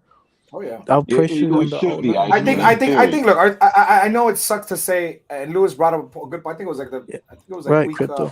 before week 1. He said, we're basing the Byron, because the Byron injury messed me up before game 1, and I said this is gonna affect us. And I think it's not so much that you're losing, your best player on defense. It's you're losing your bread and butter. You're losing your bread and butter because other guys, I've mentioned it over and over, they got to overcompensate. They got to do different. They're not as blitzing as much. I think they went from 14 to 20 in this game. But what I'm saying is when Byron and X are healthy, this defense completely changes. Now, I strongly believe it's going to improve, but the tackling has been an issue. And the corners, the defensive linemen, the linebackers, they got to do better, man. They got to do the whole better. shebang, bro. Regardless if you have Byron Jones or X out there, the tackling needs to get better. And something is not clicking. I don't know what it is. If anybody wants to put input on that, I don't know what it is. But the tackling, for whatever reason, The Bills with coaching-wise. Devin Singletary, the running back. Yeah, he the was doing tackling, but same I would say shit to more. us. Single space. I would say Who the was the one play that hit call. Well, in my opinion, everybody want to have nice. Everybody want to have a nice and friendly, fast practice where we're not banging up on against each other, and this is the result that you get, plain and simple. And see, in my opinion, I think everything, like we, the saying goes, everything starts in the trenches. And to touch at Sharif when we were talking about why the corners are playing so soft is because we can't get any pass rush. If we can get some organic pass rush, maybe we can play a little closer. You got to remember, these coaches are coaching to our players' strengths, not our weaknesses. Mountie, we didn't have a pass So- rush. Hold on, Well, Mountie. it We didn't have a should be. pass rush when we had both corners, right? Our corners Right, were able to exactly, hold them- exactly. I know, but hold on. The corners were able But to our hold pass rush up It's the until the tenths pass of a rush Yes. gets there. Yes. So Ogba could get there. And the point that Von Joe is making is with X and Byron there on third down, we can do single high. Name a team in the NFL that were on third down. They got Javon Holland, who's fit for a yellow jacket. Ooh. Single high. Okay. No team can do that Well, because you got X and Byron. Well, he So was my playing point is single with high Nick yesterday. Needham on third down, we went single high because Javon Holland is that talented. But my point is, yes, he doesn't have Byron. You have Needham and Kodu. But what you still got to do is bring them up to the line and at least play over coverage on third down where you have the safety there. If someone misses a tackle, the safety's there to make the tackle. What you're saying is you trust Nick Needham and Cater so much that you're going to leave them on an island. And so you have other mismatches that the Jets took advantage of, which is like Bryce Hall, and no linebacker there to cover him. And so you see where you're getting outcoached every week and you're scoring on people are scoring on you because of the play calling, and you don't have the players in the position to make the tackle. They're actually in the position where they're chasing the receiver. That doesn't make sense to me. When you can just simply, you don't have to play press. You just need to play over or under coverage. Too deep. I It's sat there this whole time eating dinner with my family, have good conversation, asking the kids about school and stuff. And y'all still talking about defense? That's what we doing, man. We still sitting here talking about defense. Because I don't want to see. I don't want to see. Hey, yeah, but Lou, Does anybody else realize? Wait. Does anybody else realize or watch any other games besides the Miami Dolphins? Does anybody see what the Buffalo Bills do to everybody else? Yeah. Pass. Our defense held them to 19 points. Me and Batman were in the building. Batman, I'm gonna ask you a question, right? And I just want Batman to answer. Did our defense look bad against Buffalo, Batman? No. There was issues that happened. What are we talking? What are we talking about? Y'all making these excuses. Again, I'm going to let people know so y'all can understand. Coach McDaniel is an offensive-minded head coach. That's what we wanted. we're not going to come out here now and start complaining about the defense. Because when we had the disciplinarian, when we had the guy that was hard at practice and in people's faces. No penalties. No penalties. Nobody liked it. We're not a defensive-minded team no more. We're an offensive-minded team. Glad you brought that up. And again, I've been bringing it up. I said it the whole time. I'm glad you brought that up, man. We're averaging, besides the Baltimore game, what has our offense done? And forget about the Baltimore game. In the fourth quarter of that game, offensively, besides that, what are we getting? We were promised. I don't think Christian Wilkins is going to stay, genius. A genius offensively. I think he scored 4 offensive touchdowns guru. in that quarter. What are we doing? Well, yeah. Okay, but Lou, to your point, though, they said the same thing. They said the same thing about Adam Gase. You feel me? Yeah. They said the same thing about Gase. They said, well, he's a dude. They use all these buzzwords to get the guys out there, to get their name out there. It's just regardless of the fact, but he's an offensive-minded coach. We don't. I'm just saying, when I say McGenius, is to throw it at people's faces that's what they said. We'll call him McDaniel. The facts of the matter are, McDaniel is an offensive-minded coach. Is he not? Yeah, but what it appears to be, he's a player's coach. He's a player's coach. He's not a disciplinarian. My question. No. When he got hired, what was he hired for? What is McDaniel's one job? I know he's the head coach. Right. For Tua. And he was here for Tua. And he was here to coach Tua and the offense. Lewis, right? Lewis, I have a question for you. What has he done for our offense? Just for Tua. Supposed to be for the Miami That's Dolphins. my question. I have a question. I didn't hear your question. All right. First of all, listen. What has okay, here, real quick. First of all, McDaniel. First of all, whoever came in as a coach had to agree to coach Tua. Is that correct? Oh, is that a fact? In that sense, yes. Greer made that clear from the Greer made that clear from the beginning. Whoever took this job had to agree to coach Tua. So McDaniel took this job, and plus his system is supposedly quarterback friendly, so Tua can process his reads. Even Tyreek Hill said it. He designs plays to where it helps Tua make his reads better. So that he was the guy. That it was like a two-part side to him. They had to agree to coach Tua, and his system is quarterback friendly. So Monty and Lewis, I have a question for you guys. Again, do you think? I want to address Lewis's question as it was before we move on to something else. So in this situation, I agree with you. He was absolutely brought in for offense. The issue is again, and I believe that yes, that Baltimore game was the pinnacle of showing, okay, this is what we can do. Granted, again, we don't want it all of it in the fourth quarter. We want it spread throughout the game, which I agree with too. Now, here's my issue is I feel like, again, as soon as we started with this whole bullshit of, oh, well, Teron Armstead isn't fully healthy and then, oh, this guy got hurt and blah, blah, blah. Bro, as soon as that happened, this entire fucking offensive line went to shit. And that's not only for Tua. We saw what happened to Skyler. Yeah, there were a few plays where, yes, Skyler had plenty of time. There were other fucking plays where this offensive line, as fucking always, cannot pick up a stunt to save their fucking lives, and we're still scratching our head going, what the fuck is going on? Right. That's correct. That's absolutely correct. That's a correct. Again, that falls under Coach McDaniel. CT, that's a beautiful assessment, bro. That's under that's Paul Applebaum. Hold on. We're talking about the offensive line. McDaniel, how many offensive-minded coaches did we get? No, I agree with Lewis. That's not my point. Yeah, but Lewis, what happened? I brought it up on Larry's show earlier. This is where I put a little bit of fucking.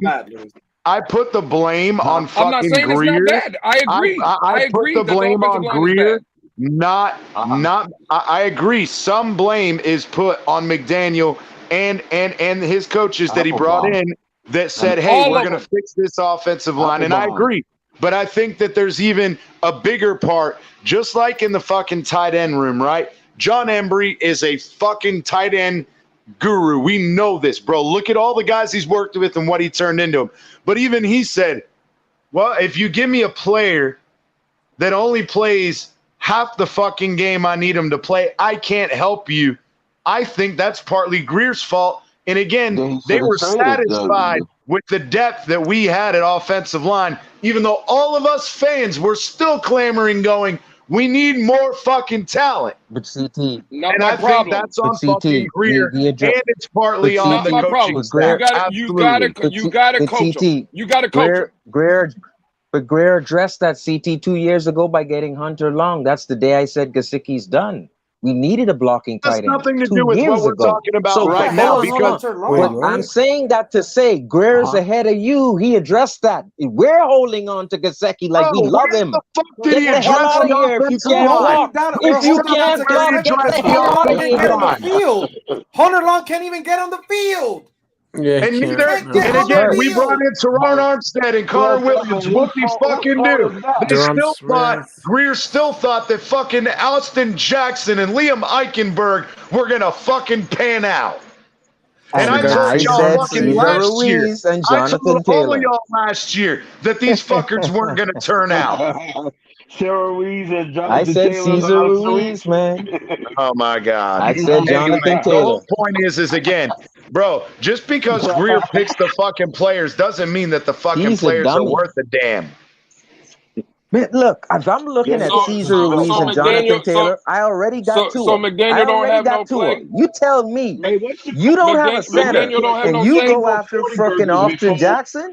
You know you don't have a center. That's my question. No, you're right. You're right, Louis. And that's where I put blame on both sides. That's what I'm saying. I think it's a combination of both Greer and the coaching staff that you both, both sets of individuals did not bring in pedigree. You didn't bring in pedigree. Exactly. You did not get, and you did not draft pedigree. We're comfortable now blaming Greer and McDaniel, but last year we weren't comfortable blaming Flores and Greer, right? Because every player that was drafted Greer last year and Flores every player that was drafted last year, and that was a Flores guy. Flores wanted him. Flores wanted this. And Greer has no choice. But now it's real simple. It's real easy to say Coach McDaniel's ass, right? It's real easy they don't want to say it now. They don't want to say Greer now. No. Let me say this. Yeah, they don't want to say Greer now. I get you. I didn't say none of that bullshit. Let's be fair. Let's be fair. Nobody was coming down. Nobody was coming down Flores' neck until year 3. Nobody until year 3. Oh, and we're talking about 5 games. Bullying Greer. 5 games. He's telling Greer to cut this guy. He's telling Greer to do this bullshit. Weren't there rumors in year 2? Weren't there rumors in year 2 that Flores didn't like Tua? Weren't there rumors? Remember, coming into Flores' third year, they were already saying that Tua's relationship with Flores was bad. They were already saying that there was stupidity all the while. There was rumblings about Greer and Flores having problems, and Ross having problems coming into the third year. It wasn't his third year. The Big O was calling for Flores' job in the middle of his second year, telling all of us that he was trash. Yeah, let's not lie out Big here. O's a buffoon. Let's not lie. Where is Hunter Long? Where is Hunter Long? What's going on? Big O is a buffoon. You ain't lied about Where is Hunter Long? Yeah, and you gave up 2 draft picks for Eichenberg. You gave up a second and a third. Where is Hunter Long? Yeah, we're not gonna go back down that whole fucking road, Sharif. I love you, but we're not gonna go down that fucking road again. We've been that shit enough. I understand what you say about Greer now. That's why I said that. I understand what you mean about Greer. I said it last year, and I said it last year. I didn't blame just Flores. I blame both of them, and I still am doing the same shit because again, Mike McDaniel and his fucking offensive staff, with all that experience at tight ends and fucking offensive line, they said, okay, we're comfortable with the depth we have. And guess what? Now you guys are looking stupid. You're looking stupid guys wanted Treader. Let me say something real quick because I got to go back to work. What's going on, Dan? All right, man. Take care. Yeah, man. Guys wanted J.C. Treader. They wanted veteran linemen in here.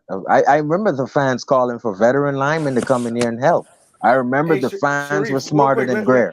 let's give JM the floor. He says he has to go back to work real quick. What's going on, JM? Oh, sorry. What's up, fellas? What's up, panel? First up, man, I agree 100% with everything Lewis said. 100%. All of this shit fall on Mike McDaniel. Don't forget what he said. With everything Talk to that him, he said. JM. Everything that he said. He ain't put these motherfuckers in the best position. Because if they asked, we would have won yesterday. Everybody that stepped off that plane on Sunday was unprepared. The coaches, the motherfucking players, the ball, the equipment, all that shit was unprepared. And all unpreparedness comes down to the coach. Damn. It's the coaching. 100%. Yeah, I brought All that shit up the on way. Larry's show earlier today too, And that man. made me think about what we were talking about I feel Friday, you, Lewis. brother. I feel you. When we were talking about being lied to, you know what? We ain't being lied to, but you know what the Miami Dolphins is doing to us? They pulling the greatest magician's trick every time on us. We stay falling for the left and the right hand trick every time. The Miami Dolphins are the greatest magicians ever. David Copperfield would be proud. Like a motherfucker, Man, and they stay getting us. They stay David fooling us Blaine. with that shit too. Hey, Batman. Oh, Boy, get that big old, garbage. I tell you Oh, what. come on, man. Get that Oh, garbage off, nice. Cameron. Nice. Oh my God. I Lewis, love you, fam, but get Lewis, that I have a Lakers question garbage. for you. Lewis, you better than that, Lewis. I have a question for you, Lewis and Monty. Yeah, Do you Lewis, think you that can respect do you you, think bro. that Josh Boyer goes to coach Yes, sir. Get McDaniel wet. throughout the week and asks him what scheme do you want me to do defensively so I could compliment you, or McDaniel says, look, I got too much That shit offense don't on matter this. to me. That shit don't matter to What me. the I fuck? don't care What what the they fuck do. did he have to go Okay. and ask him to come? The motherfucker, you supposed to know how to play the defense, motherfucker. You shouldn't have to go ask him shit. Yeah, the thing is, hey, I agree, and it's just like Jam, like we talked That's about tough. the other day on that other That's true, on though. somebody else's panel that we talked about. The whole thing is at this point, Listen, yeah. if Pete is my Now he boss, needs I to have to make go to no. Pete to Let know me what finish, Pete wants me to Sharif. do. Jesus fucking Christ, Sharif, I love you, but stop. My whole point is again in this situation. It doesn't matter if Mike McDaniel goes in there and he's like, hey, man, what are you working on? Hey, this is my plan, blah, blah, blah. That's it. That's all it should be is, hey, just so you know, head coach, just so you know, Mike, this is what I'm doing. I'm going to fuck you up And on that's Sunday. it. I'm going to fuck everything up on Sunday, coach. Sharif, I hope you guys can't hear me. It sounds a little choppy. But hey, but Sharif, I'm gonna tell you why. I'm gonna tell you why I think. I'm gonna tell you why I think when Mike McDaniel looks at Boyer, they don't even talk to each other, because I can when agree, Boyer man. was I'm told, scared of that, Pete. I'm scared of that. yeah, they don't look at each other. They don't like each other. In my opinion, that's just me. You know why? Because when Boyer was told you're gonna retain this defense because we lost Flores, at that time we still had no head coach. We didn't know who the coach was gonna be, And maybe and Boyer was McDaniel wanted already to bring told in we're gonna Fanago. retain this. Whoever And he maybe wanted to Mike bring in. McDaniel wanted to bring in Mike Fingo, right? And I It agree really with didn't that, matter. Pete. We talked about it too. If Remember we when we win brought 12 up straight what's games, his name? y'all gonna love What's his name that was gonna that we thought we were gonna bring in, but he ended up taking the quote unquote year off. McDaniel has Fangio. probably never even been in that Fangio. defense. Yeah, but Vic no, what I'm Fangio. saying is but the thing was they had the previous connection, and that was the whole thing. But then Fangio got smart and he They said no to realized Fangio. Yeah. Fangio realized, I think this is where kind of we got screwed in two ways, is Fangio realized that if he took a defensive coordinator job, he would get less money from his contract because they still had to pay his contract. But in those contracts, it also says if you get an equivalent C or a one step down, they'll pay you, but not nearly as much. They only have to pay the difference. So Fangio just said, you know what? Fuck that. I'm going to sit out a year. I'm going to get paid for my last year, and then I'll come back. Speaking of that, yeah, like, I just And he read might about be a that. head So coach. when coaches Never get know. He might fired, be on somebody's short list. when coaches get He fired, might like be Matt Rule got coming fired, with Sean Payton. Matt Rule is guaranteed $40 million because he still has he has 4 years left of his contract. he's guaranteed $40 million, and he's fired. Whoa. And he's been fired. Might not see So- that rule. Dude, We might not. But the crazy. thing is no, because the coaches have coaches to. don't fall They under have that, to yeah. balance it though, because the coaches know. Look, if I sit out 4 fucking years and pull a fucking a Gailey, nobody's gonna want to fucking bring my ass back in. You know what I'm saying? But bro, so I'm telling they you have to guys try to right now. balance that. But bro, I'm telling you right now, I'm a Knicks fan, and we were still paying Allen Houston until 2018. I kid you That's a long not. time. We were still That's paying like Allen freaking- Houston. It's like freaking almost 15 years after his retirement. Did We were anybody still paying see? fucking Allen Houston, man. That's crazy. How do you guys feel about some of the hits that Skylar Thompson took yesterday? Get the dirt out of here. I feel. Listen, he was I feel baptized the way. yesterday. I feel. It was a welcome to I the feel NFL. that if Skylar, if Tua would have been in that game, Tua don't make it into the fourth quarter. How about that? I don't know about that, but I will say this. I agree thought it with was that, fucking Louis. hilarious. There was There was hilarious 300 to pounds. me. Patrick Mahomes and Go ahead, Buffalo Lewis. Go ahead, Bills. Lewis. I forgot Finish up. about My that. bad. No. I'm sorry, CT. I cut you off, but I was just gonna say, bro, like we all watched the game. We can't be naive to this. And again, let me preface by saying I love Tua, and he was balling in the first 3 games of the season. The way those 300-pound linemen were falling on Skylar Thompson, Tua doesn't make it out of that game. Let's just be honest. I mean, we're gonna sit here and try to defend and stuff, bro. At the end of the day, Tua is on the smallest side. We've Was seen there? Hey, Louis. that, you know. Wait, Louis. They're With not, all those Tua, hard the way hits that Skylar Thompson Skylar was took. getting hit yesterday, right? Tua's not making that out of the game. Let me I'm ask sorry. you: Was there That any? may be Was there true. any I don't roughing wanna the argue. passer He's taking the penalties same called hit. yesterday? I can't None of wait those were till we're penalties. healthy. But None here's of my them, right? thing, though. I can't wait for Here's healthy my Tua. thing. They feed.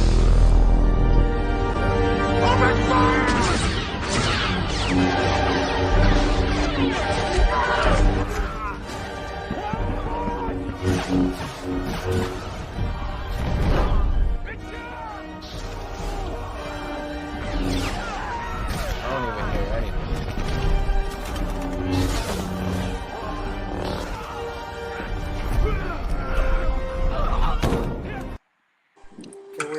Can't wait for a healthy What I, Tua. Roger Goodell ain't what I ready was for trying that. to say though is Who the I hell agree made with that? you in that. I'm not going to argue about that point, but I will say this: I think it's highly ironic that there were quite a few times where Tyler or Skylar got thrown to the ground and knocked his head up, but he got up and whatever, blah blah blah.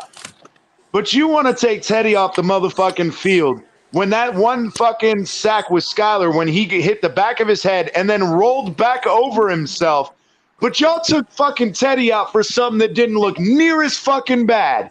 But then you want to let Because Skylar they know continue Teddy to play. would win us the Wool game. back. Real Only a talk. Tua would say that. Real talk. We're losing. No, We're this has losing with nothing Teddy about Bridgewater. fucking I got Tua a question, here, Pete, though. bro. I got It a had nothing question. to fucking do about Tua, I bro. had this I'm question just that saying. when If he can't Teddy do got it, hurt, I'm when talking Teddy to got hurt and Skylar came in, I was asking a question. I don't know. I don't think Breed Sinet was active, right? He's on the practice No, squad. he wasn't. So if Skylar would have went he wasn't. down, what the hell Cedric would it have Wilson. done? Cedric It Wilson. would have been Cedric Cedric. Wilson. would have been Cedric Which would have one? ran the fucking ball the We rest could have of the used. game. We We would could have have. handed the We ball could off have. the rest of the game. We could have used Remember, Tyreek Hill Batman? since We your need coach Cam wanted him to Newton, throw the dog. ball too during the game. Batman, We could have used remember, Tyreek Hill. Batman, remember my take? I said we better roll with 3 quarterbacks before the season started.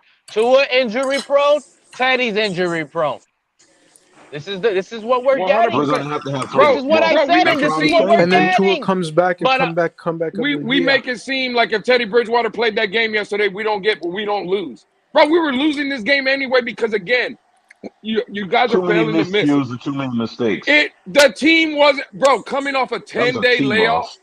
You had a 10-day layoff. And I'm watch this. sorry to tell Yeah, you. yeah, yeah. The Miami Dolphins, when they landed in New York Friday, Saturday, whenever the fuck it was, they landed flat. They weren't ready to play. So it doesn't matter if it was Skylar Thompson, Teddy Bridgewater, and I said it last night, Tua Tagovailoa.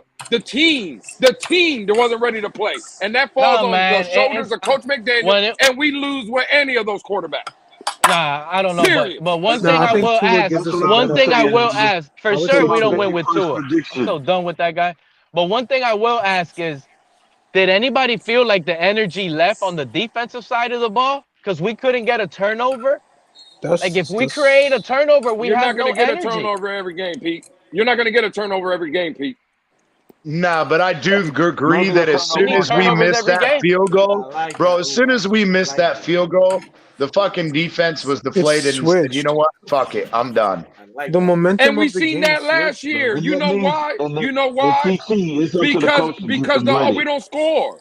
We didn't score. Again, y'all, bro, what do you want the We didn't defense to score. do? It's 19-17 with fucking 9 minutes to go. And he misses it, and the game shifted. We're So making it now seem like the It's defense still a winnable game. was just, it's a winnable game. can't Like lead we want the points. defense to be fucking perfect, but we don't. The offense can just they can They miss a straggle along and Yeah, straggle I feel along, you. and it's Oh, fine and no. dandy Lewis, because I brought it up it's on Larry's earlier, bro. Fucking Chase they got a Edmonds couple. bro, dropping like passes. Tan and Connor fucking dropping passes.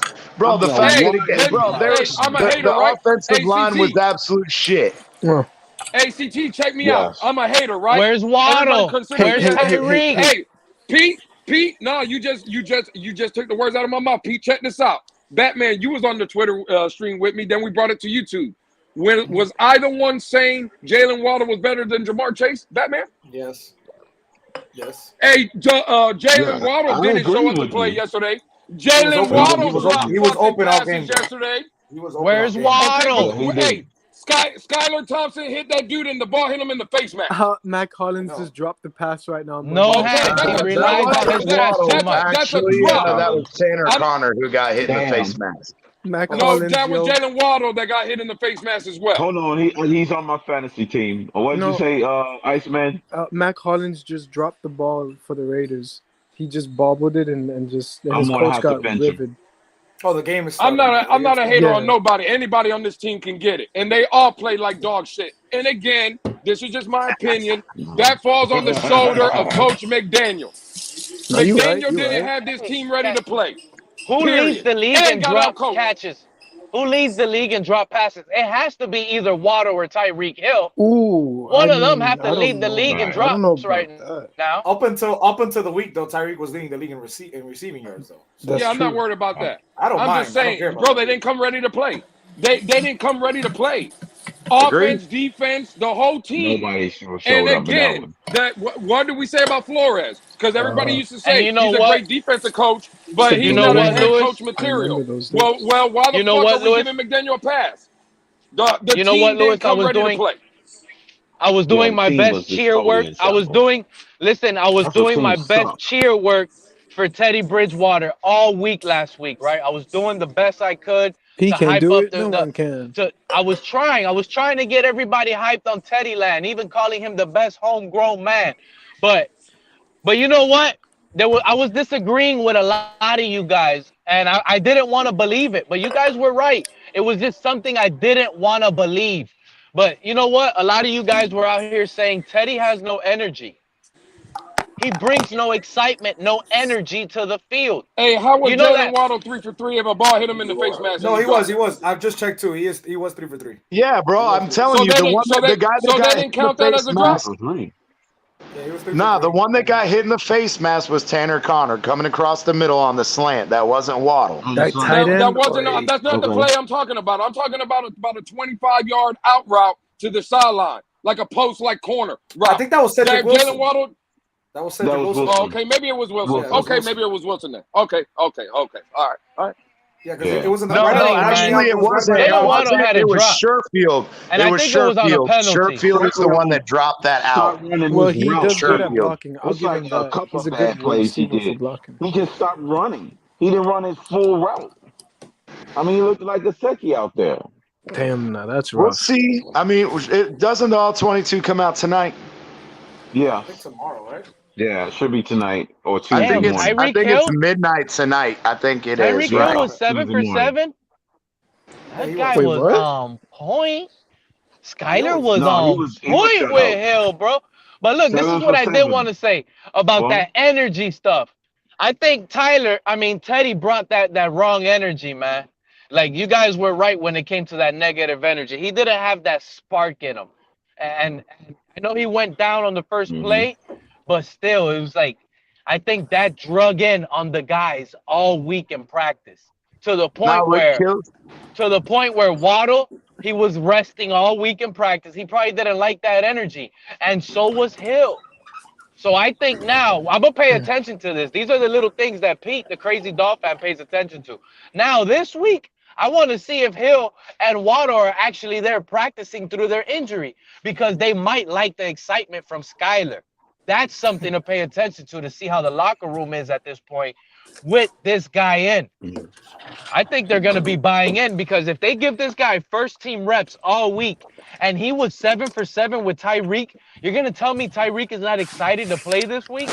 Yeah, but you got to understand this now, Pete. You got to put context to that. So every throw that he had to Tyreek, except the 2 that he got the pass interference penalties on, the long ones, all of them were under 10 yards. All of them. Every single one of them. But think about those 2 pass interference ones. Maybe one was a little underthrown, but we don't know if he tried to throw that. Adjusting to our deep passing game. See, but here's the joke I made. Here's the joke I made is once Skyler bombed that shit and it's still fucking underthrown, I was like, see, now at this point, I don't think it's the quarterbacks. Tyreek's just too goddamn fast. At this point, it's not fair to any fucking quarterback. It's just not. But on top of that, I agree with you, Pete. I think our team will be excited. I think our team will be excited because they don't have to worry about fucking Teddy Two Gloves fucking giving the fucking other team 2 points at the beginning of a fucking game. He's done it 3, and Crypto talked about it. Me and Crypto talked about it on Hilarious. He's done that 3 fucking times in 2 years. 3 fucking times in 2 years. That's it, bro. It's on his resume. These players when they're out here. How does he do that with all this 10-year experience? Faking injuries to not get cut, collect the check. I'm done with these veteran backup He did it once in New Orleans. He did it once in the preseason. And then he did it again yesterday. So he's done it 3 times. You said that when he brought this energy to the game. Like, he got hurt the first damn play of the game. Like, I know. What energy is he gonna bring? You're preaching. You're preaching to the choir. It's about the veteran what I'm presence. talking about is he took first team reps all week. That's my point. That's my point. It's how in the hell are you a veteran? The players weren't happy with that. How in the hell are you supposedly, veteran savvy and all this bullshit, and you done made the mistake in the preseason, and then you're going to turn around and do the same shit on the first play of the game, knowing that you got to put this team on your fucking back because 2 ain't out. You got to win this, and you come out on the first play and do that. Everybody told us that. I was one of the ones saying. Let's welcome Lakers all day. I was one of the ones. I was one of the ones saying. I was one of the ones that were saying that the whole time, and everybody was trying to tell me. Go ahead, Laker. My fault. Hey, yo, Lewis, man, I'm with you, bro. Listen, bro. Lewis, what you didn't understand is this was his first game. He needed to play good. Pete. I don't hear Laker. I don't hear him. Is he talking right now? Yeah. Laker, mic check. Mic check, Laker. Oh, I hear you. Go ahead, buddy. You can have the floor. All right, look, bro. Everybody talking about Teddy, bro. Teddy is not the one that's calling the plays, man. It's the coach that's calling the plays, man. Talk to him. Oh my God, man! No. So if he got a 5-step drop at the 7-yard line, he got a 5-step drop, and he drops all the way in the fucking end zone and continues to run backward as the guy's coming toward him. Throw the fucking ball away. It's the same shit that we talked about when it happened in the preseason. Throw the fucking ball away. But the problem is fucking rocket science. Yeah, CT. But the problem is that was I think what Lakers all day is trying to say, bro. From the 5-yard line on the first play of the game, you don't run a play action. By the time Teddy turned around. He was getting hit. It was on the 7-yard line. It was on the 7-yard line. Okay, but by the time he turned around, CT, he was in the end zone. That's the problem. By the time he turned around, Sauce Gardner was in his face. It was a bad play. I agree. But here's what I'm saying to you: is the same exact fucking. It's actually almost the exact same fucking play that they ran in the preseason with him. And at this point, there was no receiver on the right side of the field. Right? Okay. So he knows that all of the fucking receivers are going to the left side of the field. Oh my God, I got pressure in my face. Okay, irregardless, you know you're going to get hit, right? Why not fucking turn to the left where all your receivers are at? He didn't have time, CT. He didn't have time, CT, to do that. The entire fucking neighborhood can hear you, bro. Seriously. Time out for a second, guys. I want to say thank you to RJ for the $20 donation for the Xavier Howard jersey. I got you in with the 6 centuries. Thank you, RJ. I appreciate you. That's love. Bro, we out here. Sorry about that color. First of all, what's up, Cole? You know, go look at the fucking play, bro. Thank you.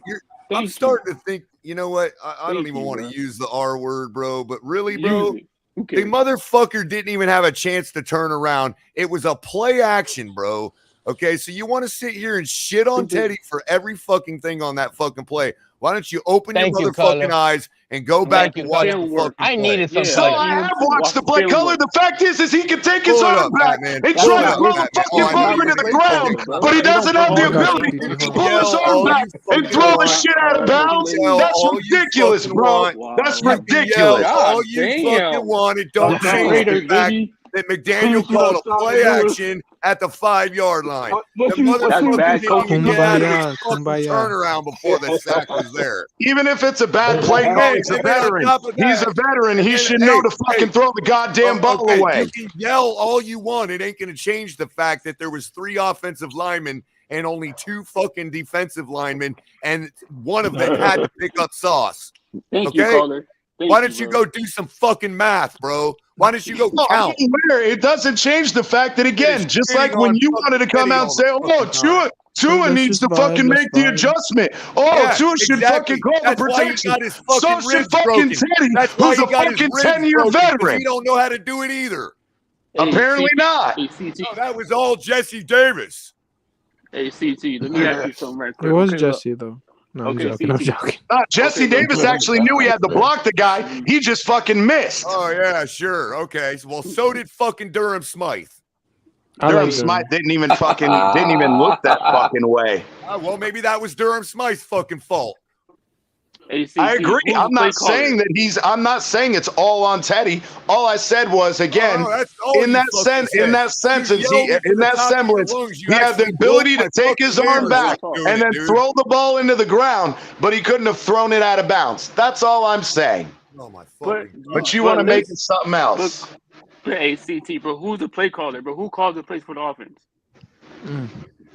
Mike McDaniel called the play. I agree with that. It doesn't change the fact that, again, as a veteran, I've watched other fucking veteran quarterbacks do it. Hold on a Batman, second. who's our offensive coordinator? We're going to throw fade routes to Chase Edmonds, but we can't hand him the ball off at the 5-yard line. I have no clue. Thank you very much. Bevel's the quarterback coach. Offensive coordinator is yeah. The fuck you calling a play action for at the 5-yard line? Yeah, I have no clue, man. It's a tough one too, Batman. I can't even think of it. Knowing what you saw from Teddy in preseason, knowing that the same thing happened in preseason, you're going to call that play at the 5-yard line. The NFL, Lucy, you have some explaining to do. Yeah, and y'all out here loving freaking Mike McDaniels and Loki. All he does is trick plays, bro.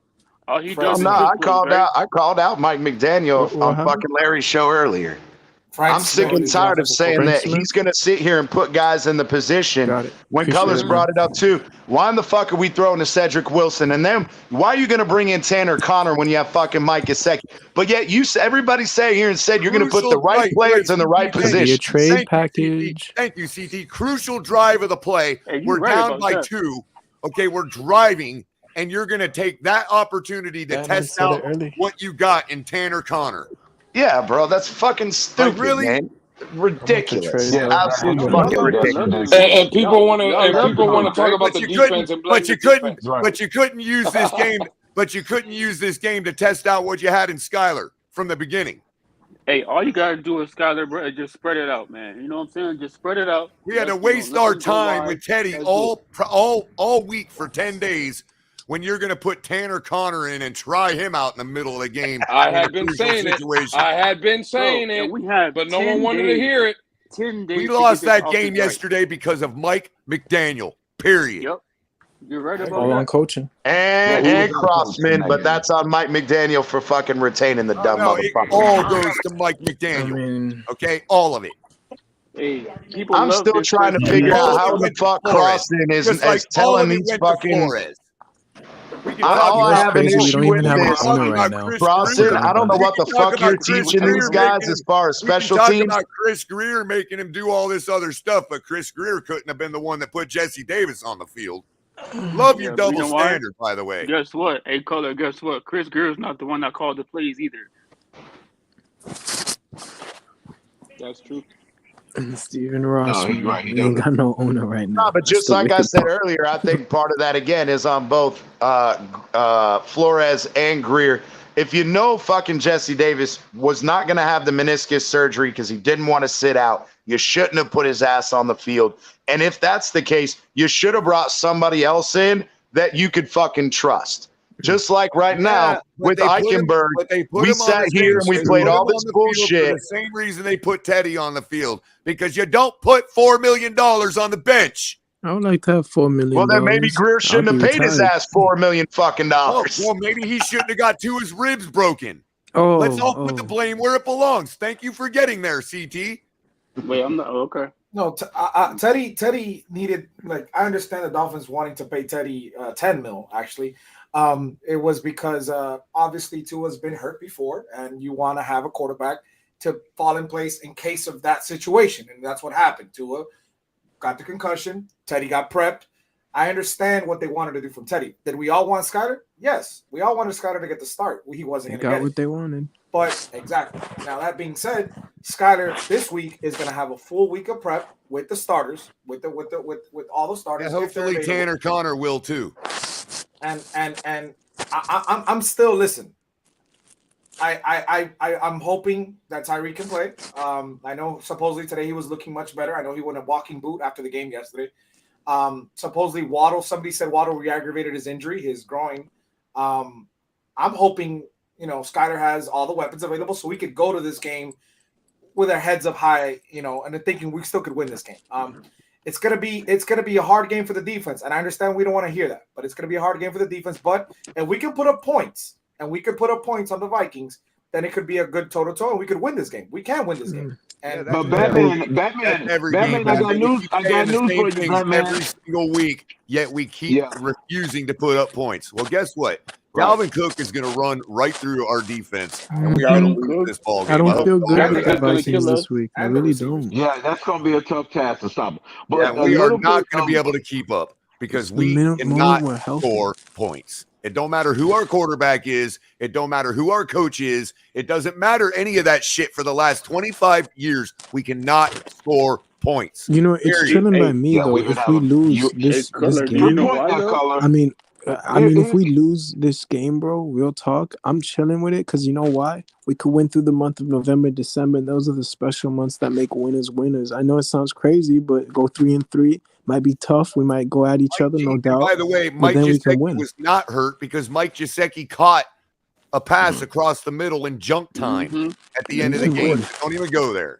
We can do a winning streak, bro. Once we're healthy, bro, we can go on that winning streak. Was hurt. He played the whole game. Florida Born is suggesting that Tanner Connor was on the field because Mike G may have been hurt, and we don't know the circumstances. Yet Mike G got a pass across the middle later in the game in junk time. Later in the game before the time ran out. Yeah, exactly. Yeah. We in hell. He played. What's up, Alexander? No, I don't know it all, Florida Born, but I do know the fact that Gesicki caught a pass. I'm sorry to tell you. Color, you think we don't have a shot next week versus the Vikings? Yourself. Color, you don't. Color, you don't think we have a shot next week versus the Vikings, dude?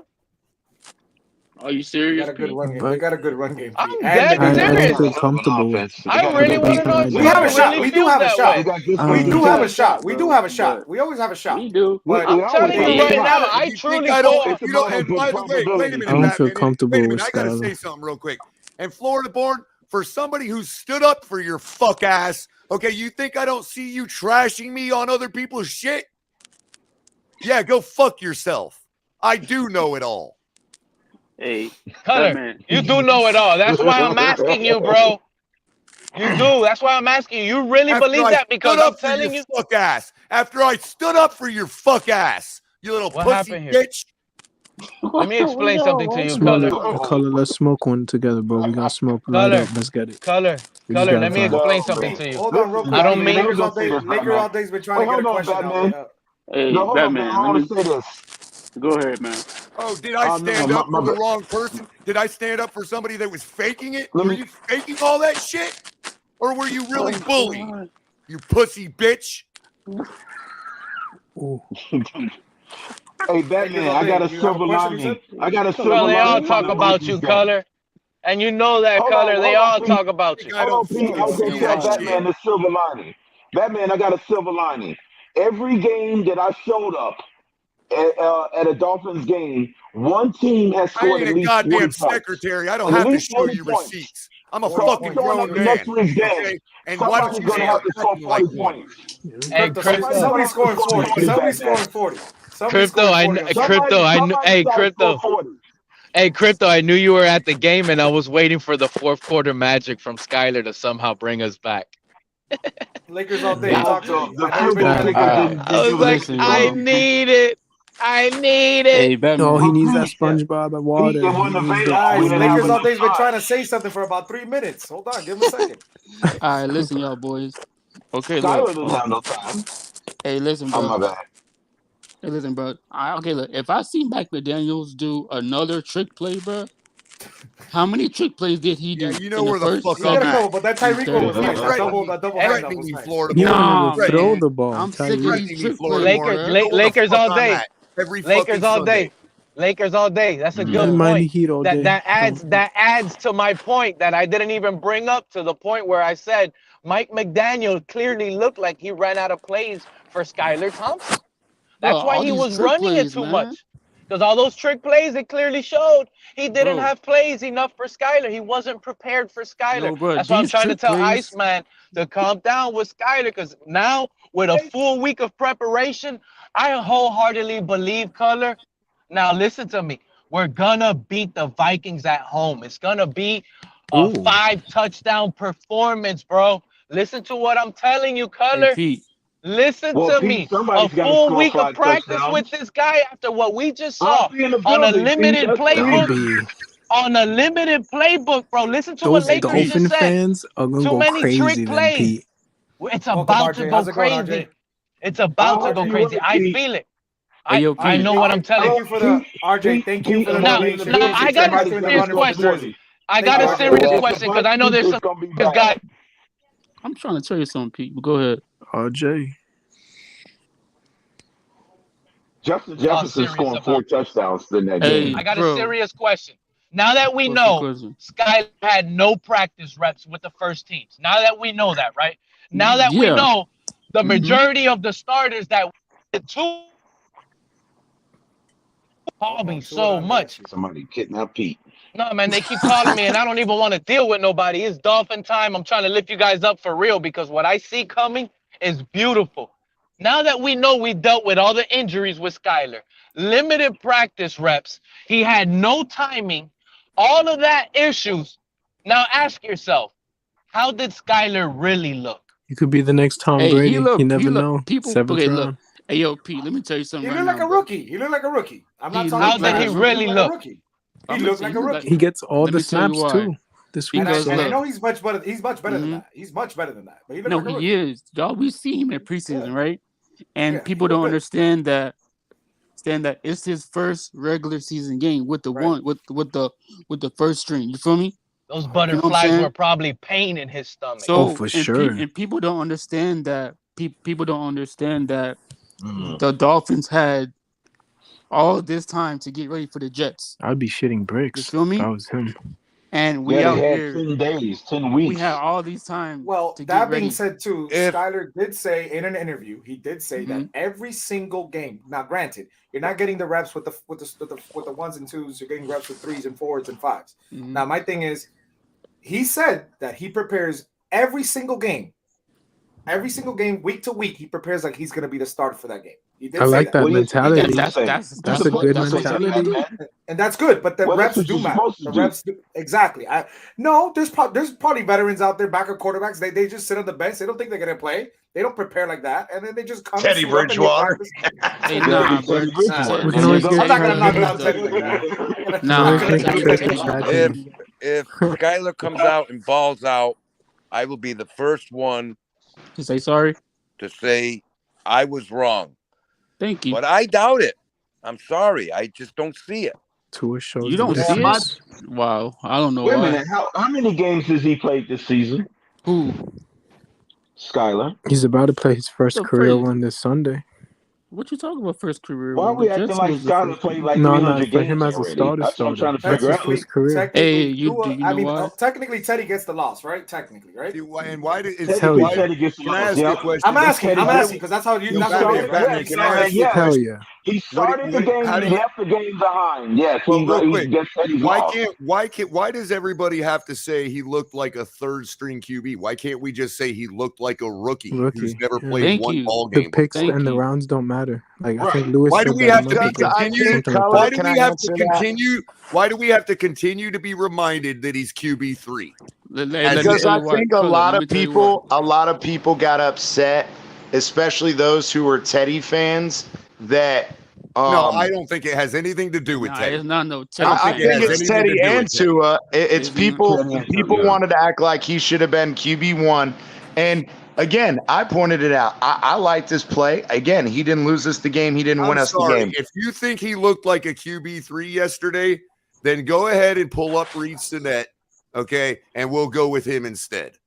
Well, because that's he's not No, I'm not saying that. I'm saying you asked the question about why people were saying, "Oh, he's QB3," and I think that's because again they got in their feelings about. Well, thank you for answering the rhetorical question, CT. Let me ask you guys a question though, because obviously Reed Sinnett's going to be called up because if Teddy can't go by Thursday, he can't be cleared until at least Thursday. And that might be too late already, and then they might the protocol is going to extend, and he's gonna miss the week. Woo back, so Skyler, like I said, Skyler's going to be doing the all week. So my question is, if Reed Sinnett is your backup going into Sunday, and for whatever reason the offense is not picking up, and I think it will, but I'm saying, at what point do we all want to see Skyler finish the game, or would you put in a Reed, knowing that Reed? Even though he doesn't, you wouldn't put it. No, we're not putting no Reed. The game is going to prepare for Skyler. I'll tell you this much, and I just got to let Woo back know, with all due respect, Woo back, and you know I respect you, bro, but you have to stop using words like "you guys," because I spent the entire week last week arguing with my own co-host that we should start Teddy. Okay, so I don't know where you get this nonsense that you guys were hyping up Skyler. Leave me out of it, bro. I'm the one talking here. I'm the one that asked the question about QB3, and I'm the one that argued we should start Teddy all week. Okay, so stop telling me that I hyped up Skyler to QB1. Hey, Color, and people don't understand that Skyler. Right, this is Skyler's first game. And here's the answer to that. Not necessarily you, bro, but the rest of the fan base. Well, I was the one asking the question, and you responded to me with you guys. So I'm sorry if I thought you were talking about me. You can't just backpedal and say, I wasn't talking about you, Color. It doesn't work, bro. I said Hey, it. that's a funny voice, bro. I like that voice. I was one of the ones that said Tyler Thompson should have got right after the Cincinnati game when Tua wasn't going to play, obviously. I was saying that Tyler Thompson with 10 weeks prepared, been ahead of. Don't have to say that. Don't have to say you guys. Color's right. Put a name on it, and you can put mine as the front of the list. It's Twitter, bro. It's Twitter. We had a they constantly quarterback right now. They constantly That's the come crazy here part. and hold us accountable for what Twitter says. Get off Twitter. I'm not getting off Twitter. Forget them. They don't. He looked like a QB3. Twitter need us. They don't know football. Man, Why Twitter you think they're in the chat now listening to us? I can't lie. Because QB2 like taking safeties. So define QB3 for me then, Irvin. Because QB2 likes taking safeties once every freaking twice a year. So define QB2 then. If Skyler looks too Man, much I like a hope Pete is QB3. right. Throw 5 Because touchdowns. These Skyler Dolphin ain't the fans are one going to be that's loving it. potting people 2 points every time he Well, gets we a could chance. practice, Iceman. You better believe it. But I these blame weapons are crypto, wide bro. open. I I would blame love to say I have crypto. a I done franchise said on quarterback. Larry's show earlier, I blame crypto. We just kick his ass out of the fan base now because he always predicts us losing to these shitty teams, and he's right every Hey, fucking let me tell time. you why And he he's right. right Because every he knows what fucking I'm time. talking about. With them, yo. 2 years in a row. Every fucking time. Hey, Crypto knows. That's why, I'll bro. take the He blame sees for the, that one. he knows what's up. Hey, crypto, no A more hit losses, dog man. will holler. Yeah, bro. Yes, been through this too If you CB83. A long, hit say bro. dog we're will gonna holler. lose, we'll just Don't kick worry, you off the Batman. stream We're right then and there. Hey, man. Don't Okay, let worry, me. Batman. We We safe want against to the Bears. holler. We'll beat the Bears. Hey, Batman. All I worry. know, What's listen, up? all I know is the 72 Dolphins has something similar going on at the quarterback position. Dog. And Skyler is gonna end the season, bro. I like where Pete is Listen to at. me, bro. Skyler's gonna end the season as the Rookie of the Year phenom. And then Okay, we and get he's taking us Super to the Bowl. playoffs. I know what I'm Batman, telling can you I ask you guys, a bro. question, bro? Why I we, know what I'm telling you guys, remind Yo, bro. me Pete why could be we onto Hey, you signed? something, sound bro. right. You What? Can you sound right. remind Think me about it why a we little more. I Came know, down, bro. I've bro. been Batman, can you saying this remind me why since we the signed offseason. Teron Armstead? Do I you don't know. remember why we signed Teron Armstead? Like Larry Little. To help Larry Tua. Little. To help the Tua. line. It was to help the run game work, Color, to make the Oh run yeah, game they better. wanted Just to they make wanted us him better, to be like period. the guy from the 49ers. Remember, What's his name? he was the most athletic tackle ever. He So can let me run ask you block this. like nobody else. So let me ask you this. That's Robert Hunt, Pete. Given You that, described given that, Robert Hunt. given that Teron Armstead didn't play yesterday, are we now saying that our offensive line is different than it was last year? And as such, Skyler, as a first time ever playing a football game, should have outperformed Tua in his 2 years with our team? Color, those hypocrites today were saying nothing about that offensive line, okay? And what Skyler did as his first performance. Now it's Skyler holds on to the ball too long, which is the very reason why our QB1 is not on the field right now. Yep. He gets it You out can't quick. make this shit up, man. I could literally write a comedy tale about this. Listen, the Color. The rest of the world that's not Miami Dolphins fans would absolutely, this would be gold. They would absolutely be rolling. Color, I don't care if they think it's excuses from me. You know what I'm talking about? Because they're trying to make it seem, oh, it's excuses. But no, Skyler really dealt with a bad offensive line. One other thing, Pete. The center, AB says the center this year was pretty good, and I'm not arguing with AB on that point. Yeah, I just want to ask if you all remember when Tua was being spun around and driven to the ground. Do you guys remember which player was standing over him, looking at him with his hands on his hips? It was the center, Connor Williams. It was Connor Williams. Thank you very much. Connor Williams was there, and he slid too. He knew what was up. He was like, "Yo, Cutler, not to start a war and going back and forth. That's why that I was said Tua's I fault. find That it. was Tua's I said it. fault. Okay, he held the I said ball it last too long. week. I find it surprising.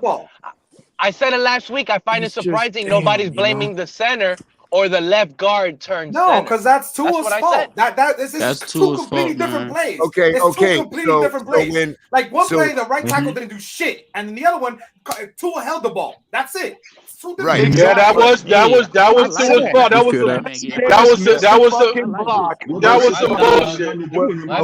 Coming out of the shell, boy. You about to lose it. When a defensive tackle About came time, uninvaded got to. Against Buffalo last year and broke Tua's ribs, we shipped that tackle off to the Minnesota Vikings. Yesterday, however, it's Teddy's fault. It's not. That He got didn't play. sacked in the end zone. It's not his fault. Hey, it was the play. I want to make sure that I'm on the right page here. Everything Tua does is everybody else's fault, and everything everybody else does is their fault. All I'm I just saying, want to make sure we're on Color, the same page. Hey, do you guys think it's an excuse right now on this panel that what Skyler had to deal in that offensive line? Was that excuses? Is that excuses that he had a bad offensive line? AB, I don't disagree with AB. AB says, yeah, Color, but every player gets beat. Maybe you didn't see Richie Webb get beat. Check this out, Bap. And Marino gets sacked. Well, yes, I'm not disagreeing with AB. We were running the ball. And how is Jesse Davis responsible Bob for Tua's Greasy. broken ribs? Lewis gets and injured. CT, yes or no on your Twitter spaces? I used to preach this, and I used to preach this before game 1, before the season started.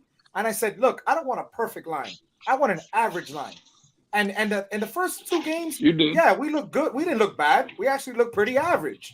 But guess what? Now you can see it's not just Armstead losing Armstead after 8 snaps, after 8 plays. It's not just Armstead.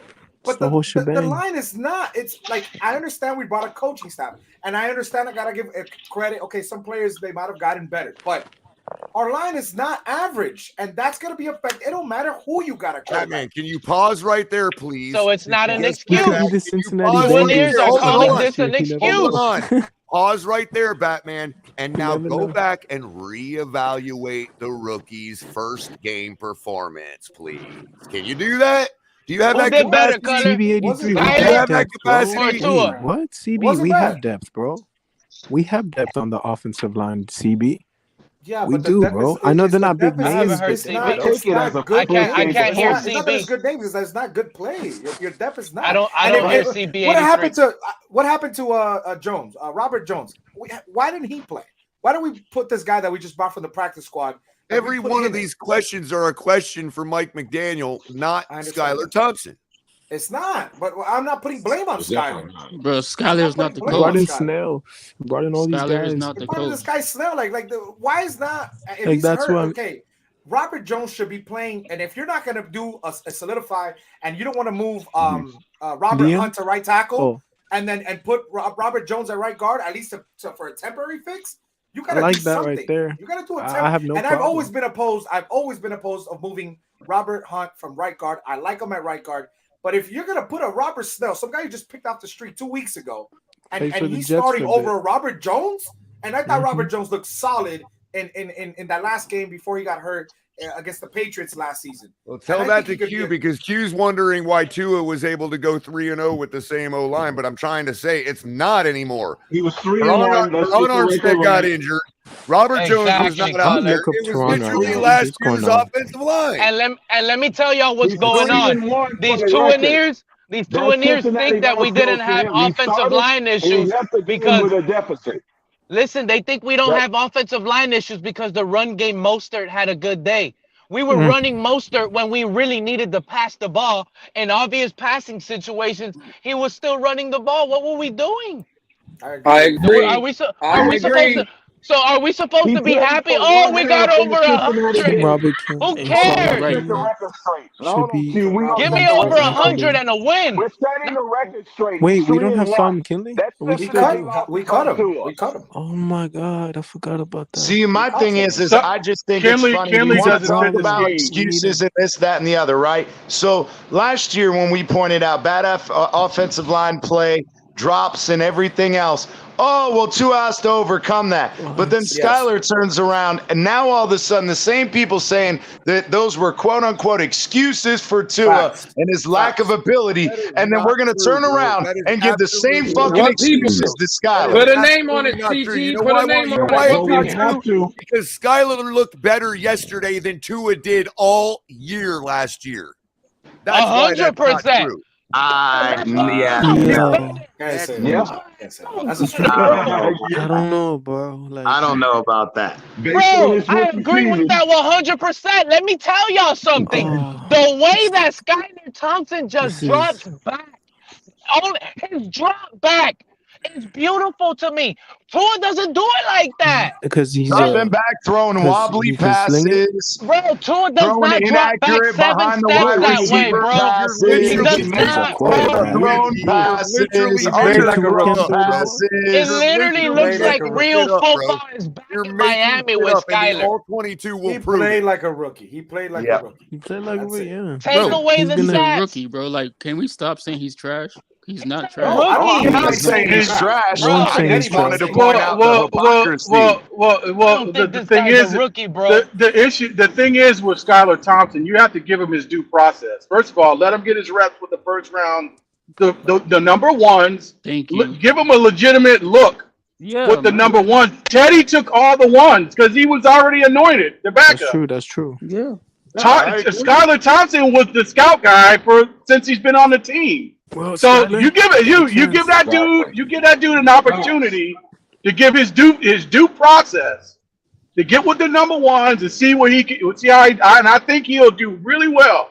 I swear I so do. too, bro. I swear too, bro. They think a lot of these Tuaneers just think I'm saying it because they think, oh, he just wants Tua gone. No, I really believe Skyler is gonna get Tua gone because he's coming to play, bite bro. your tongue. It's Let me ask going you to guys this. be I don't know. I don't know. We're gonna get into this. We're gonna get into this conversation on Thursday, but I want to ask you a question.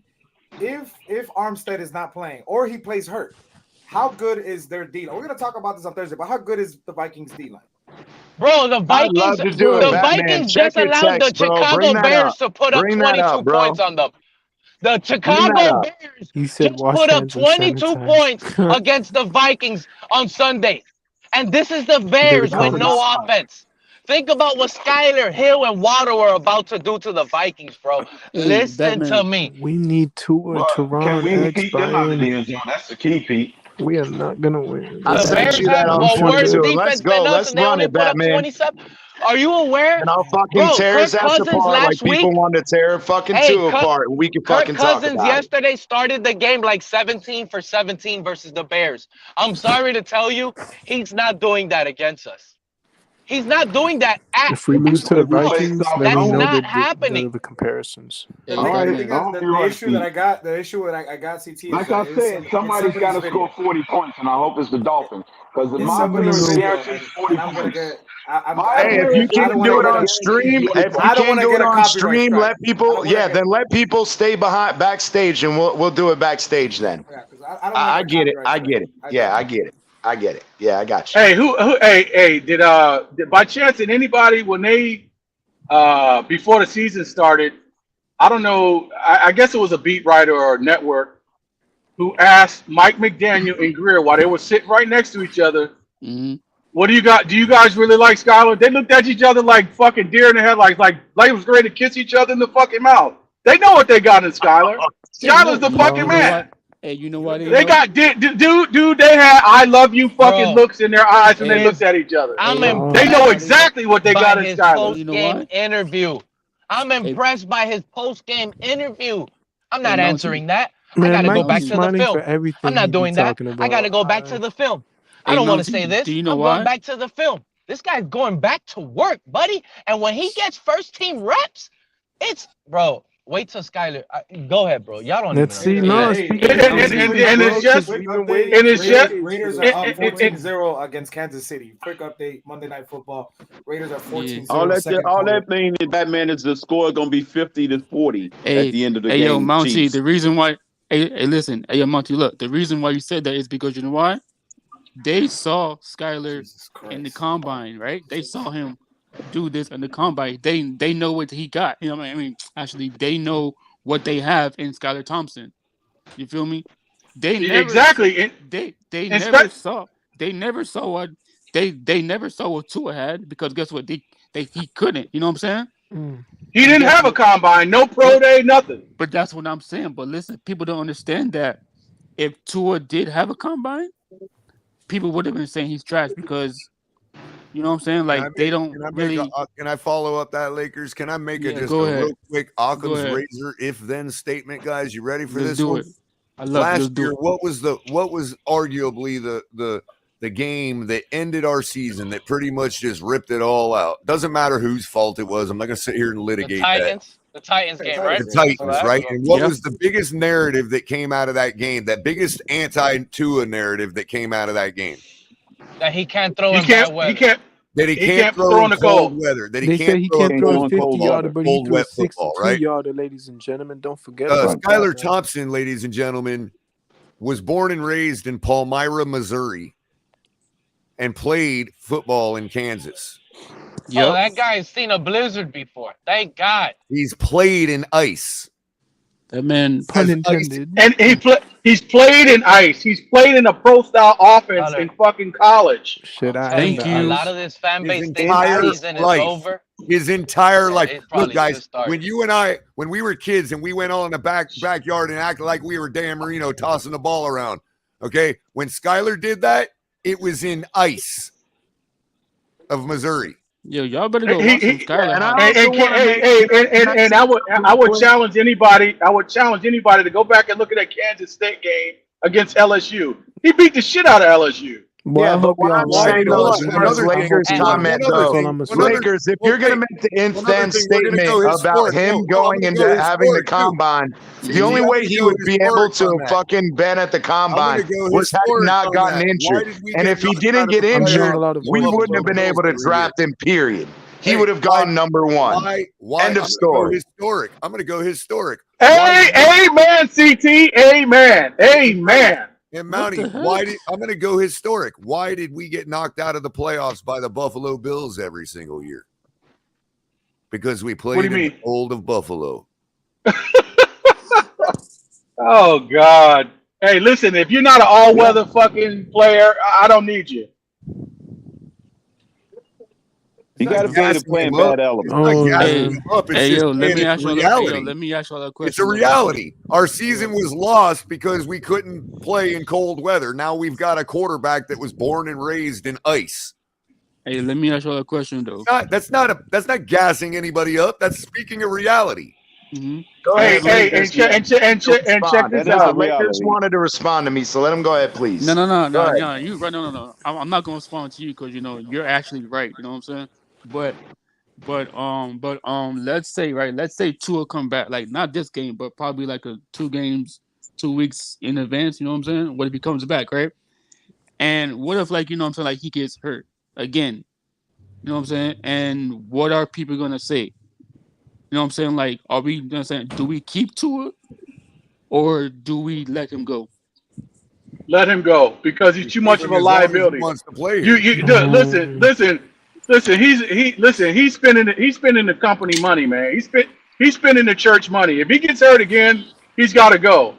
He's got to go. Mm-hmm.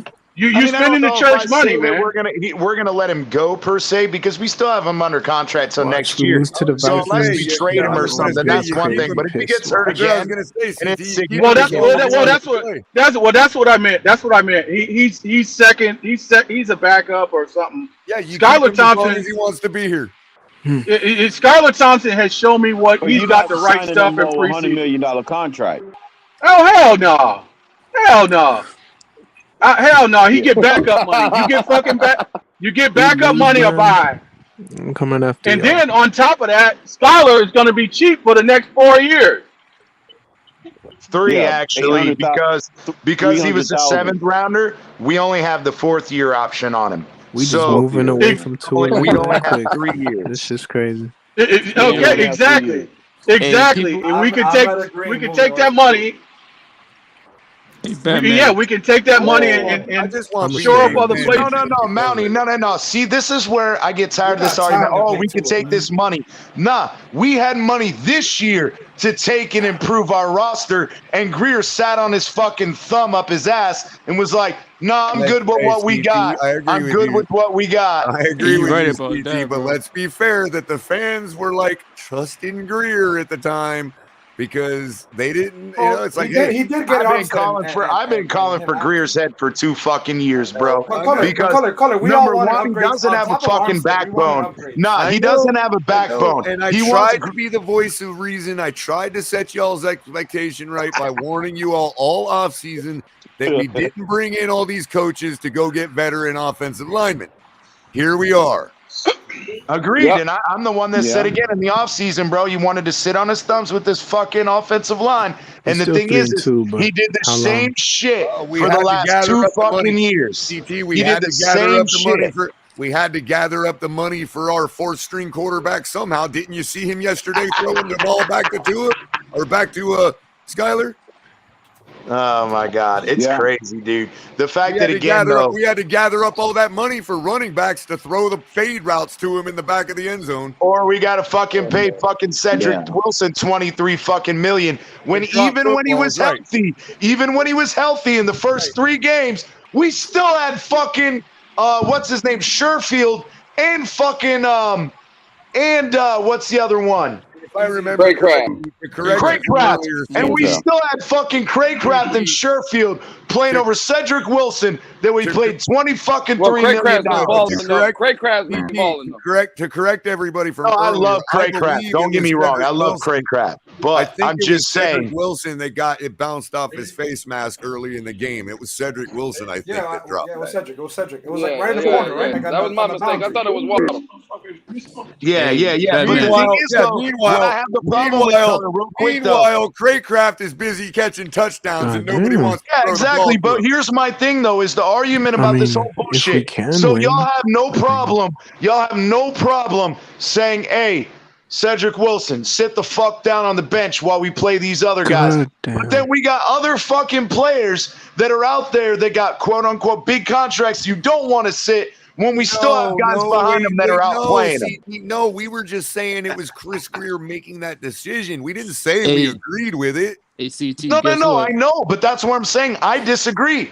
How in the fuck is Chris Greer okay with them telling Cedric Wilson to sit the fuck down, but he's not okay with them saying other players even making decisions that Mike McDaniel should be making? That's my problem. Hey, Color, I got you. Hey, yo, CT, bro. You know why? Hold on. We got some breaking news. This is serious. This fits into our conversation. What you talking about? Do you guys realize that our offensive line went from 24th to 32nd in one game, just in this small sample saying? We heard. Larry told us earlier.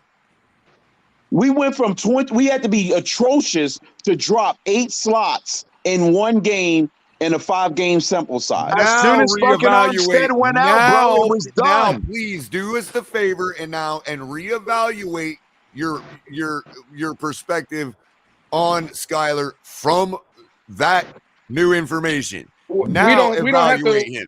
we don't have to reevaluate. Good. Yeah, we went from 24th to 32nd. Listen. We don't have to reevaluate Skylar Thompson's performance. People can make up their own fucking mind. What we have to reevaluate is all these fucking people that were telling us all offseason that Coach McGenius and this coaching staff was going to do wonders when they haven't done a fucking thing. That's what we got to reevaluate. Let's go, It's Lewis. the coaching staff, not the fucking players. Let's go, Lewis. Hey, Batman. I gotta squash something really quick. Batman's someone's trying to get into your link, bro. If you could drop it, they're asking. Hey, yo, CT, what did you say again? Better? I didn't hear you. No. We tried to argue all offseason that a quarterback makes his O-line better, and Two and Ears told us bullshit. You're not going to try to claim that now. Oh, why we listen Sorry to to tell you. bro? Yeah, they're going to hold on to that mantle, Color. Hey, yo, CT. Watch that right now. Hey, yo, the coaching CT. staff hasn't done a fucking thing. In one game, it took us one game to drop from 24th to 32nd. Well, guess who was playing quarterback in that one game? We got all excited about the tight end coach Embry fucking in the preseason doing push-ups. We came out here. I remember that day. It was a fucking video that surfaced where he was pushing people around, and people were like, "Oh, that's a real coach because he's throwing pads at players." And get the fuck out of here. Wait, who? What does that sound, Joe? I'm just saying he was hitting people with pads, and he was jumping and doing push-ups, and everybody was, "Oh, Embry's gonna do such a great job with the tight ends." Well, no, he ain't, because none of our tight ends have done a fucking thing this season. Hey, oh, we got CT. seven. No. We got seven. Hey, yo, CT, let me Smythe was playing fucking good. Smythe was playing good before he got hurt. This is that bullshit right here. And again, I love fucking Color. Smythe catches 2 fucking yard passes off fucking game. Stop telling me about fucking Durham fucking Smythe. Smythe ain't doing a fucking thing neither. Hey, yo, Lewis. Why did the coach put in consecutive? You ain't lying, bro. You ain't lying. Why did the coach put in We sitting here fucking talking about Smythe and all this bullshit. Get the fuck out of here. Lewis is that when he is throwing the ball, he catches it just as good as Gesicki does. That's all I was ever saying. I agree with that. But what I'm saying is we're making it seem like Durham Smythe's out here like Smythe can fucking block, and Gesicki can't block to save his fucking life. And he ain't gonna do his job been anymore. blocking. No, but Lewis, what I'm saying is if he's going to regress and ain't going to do his job anymore because he got paid, then you're right. Get him off the team. Yeah, but the thing is we can't do that no more color because we fucked ourselves. When he had the fucking highest value in the offseason, we said, "No, we're gonna keep him, so we can play him once in a while." Hold on a second. Maybe if he didn't have a prima donna chirping in his ear all day, every day, maybe it'd be different. Wait, hold on. Who's the prima donna? Giseki. Oh, okay.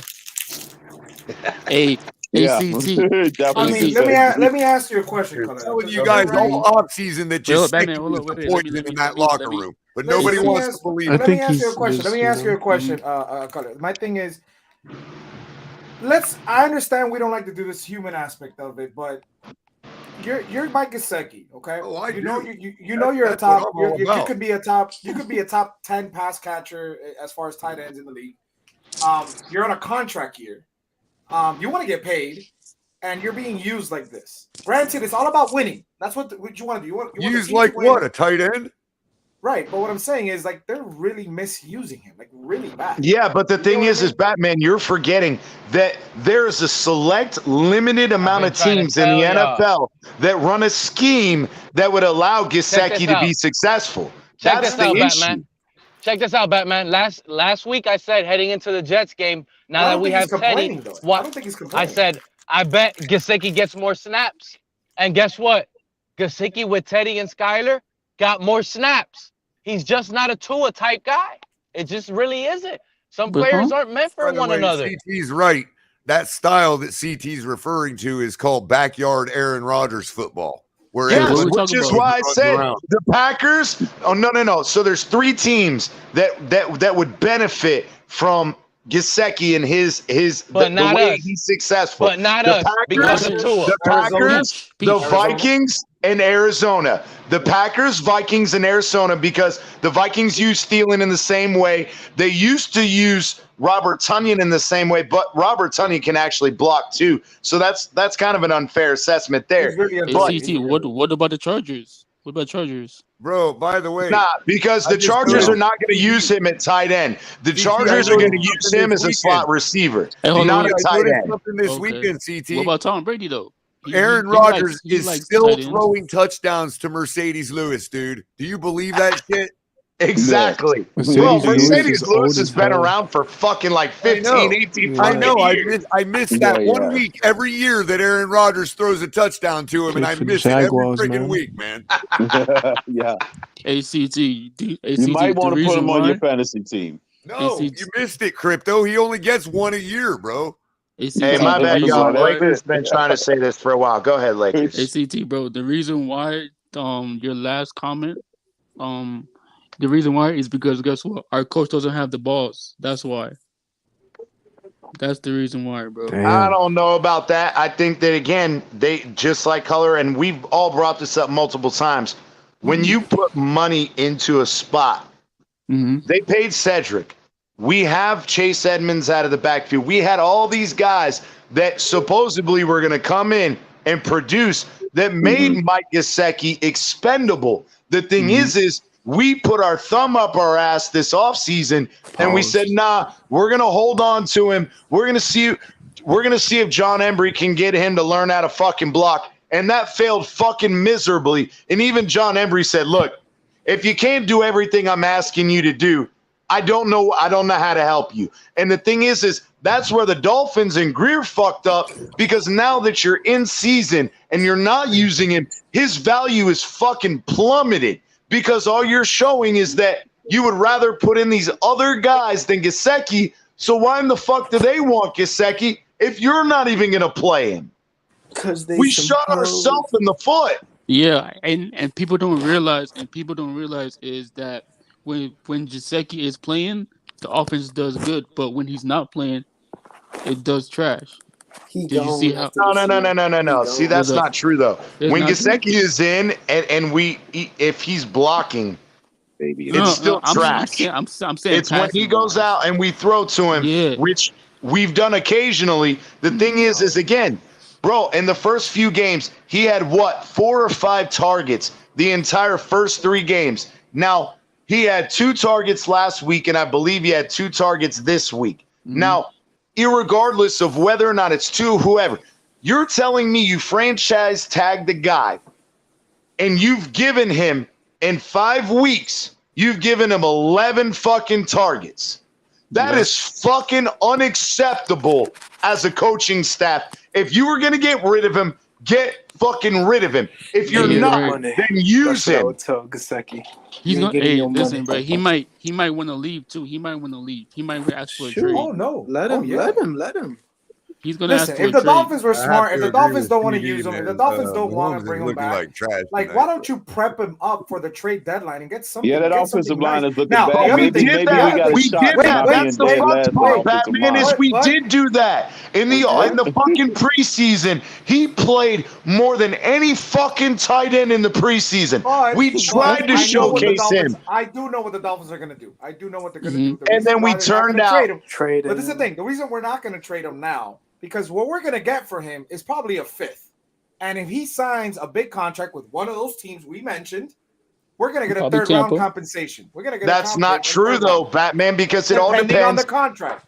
Well, yeah, but it's not even that. It's also depending on what we bring in next offseason. Because remember, they count the number of individuals and things. So if we bring in somebody else, on his level, then that fucking round pick is moot. We don't get I it. understand that. I don't think we will. We remember the cap starts to hit us really hard in the mouth next year. We do have a little bit of spending money, but nothing crazy like we did last year. Hey, am I the only one that's going to feel a lot better about yesterday if the Raiders win tonight? You stupid. Yes, sir. 17-0, right? I'll be happy. 17-0? Yeah. I'm already okay, color.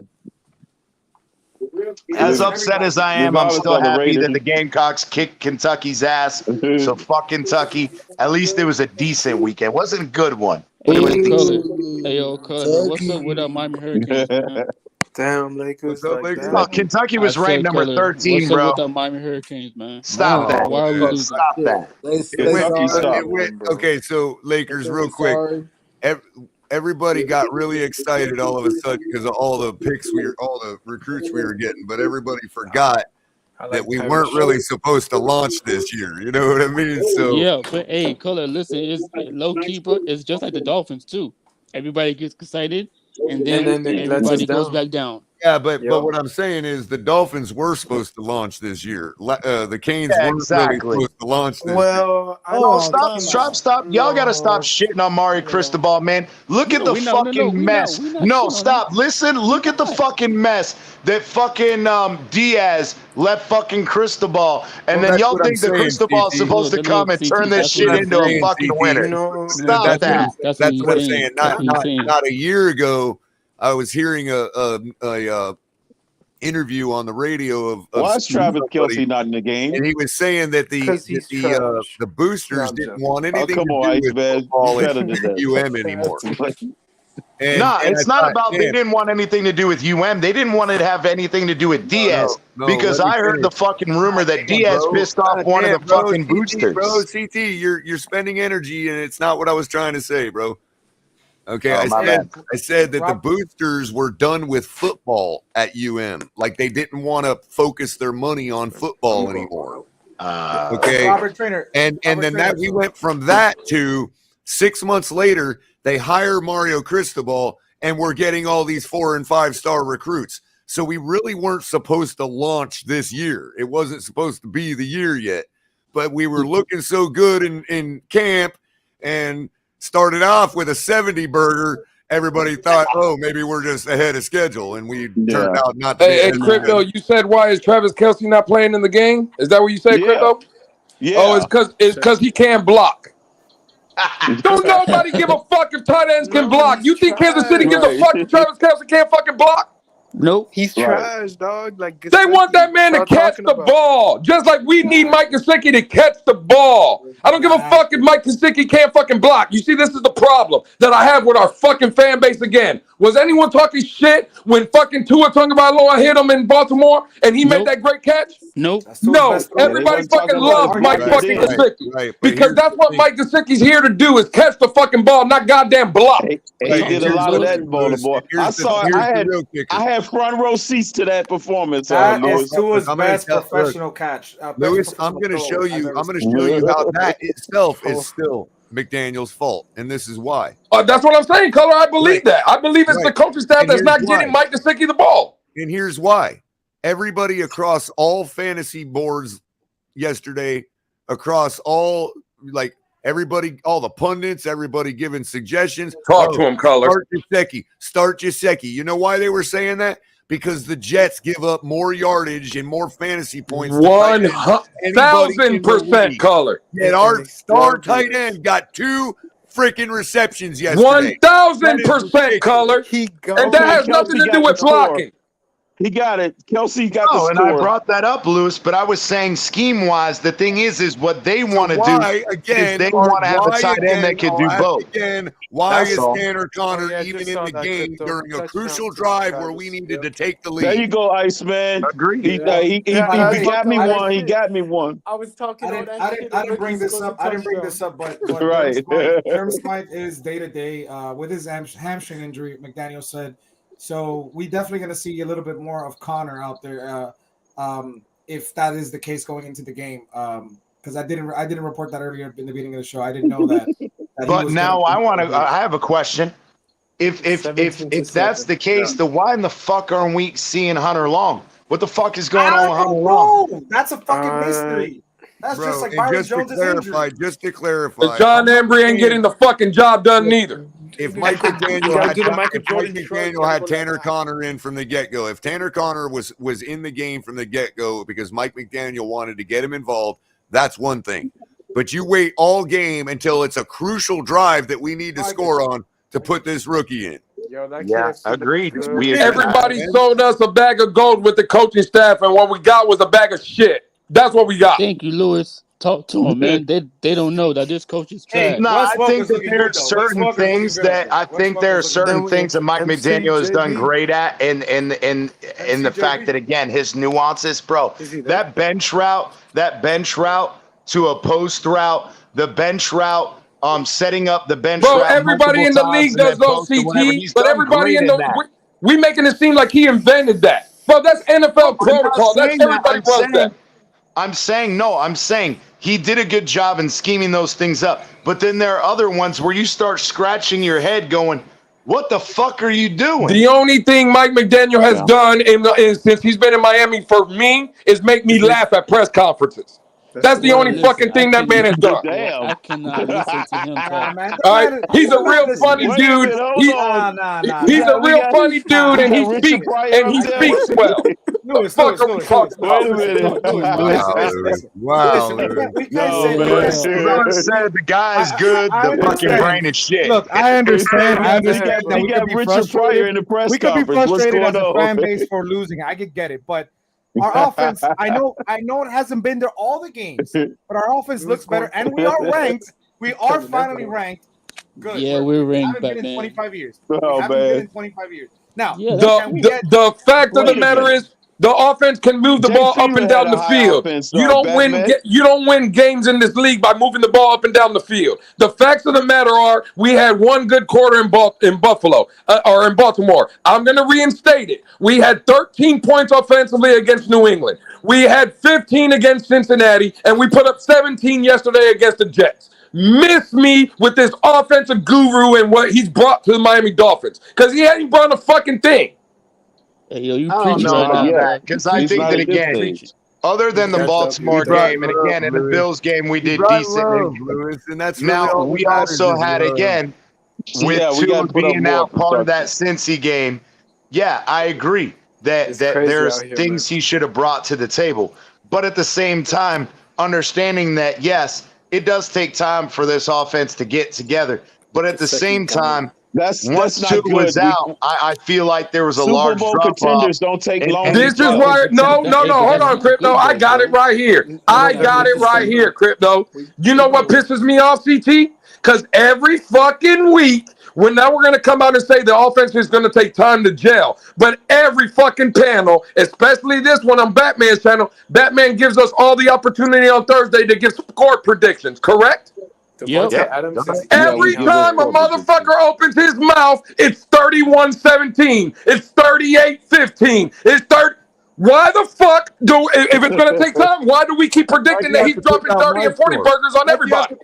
Because I think that just like you said, though, Lewis, I think, and I'm one of those guys included. He now, hasn't I'm the shown us only a one that fucking got thing, close but then enough to the this Thursday, Baltimore he score. hasn't shown shit. But this Thursday, we'll come out and say the Dolphins are beating Minnesota 35-14. I don't feel good We're about gonna this. lose, boy.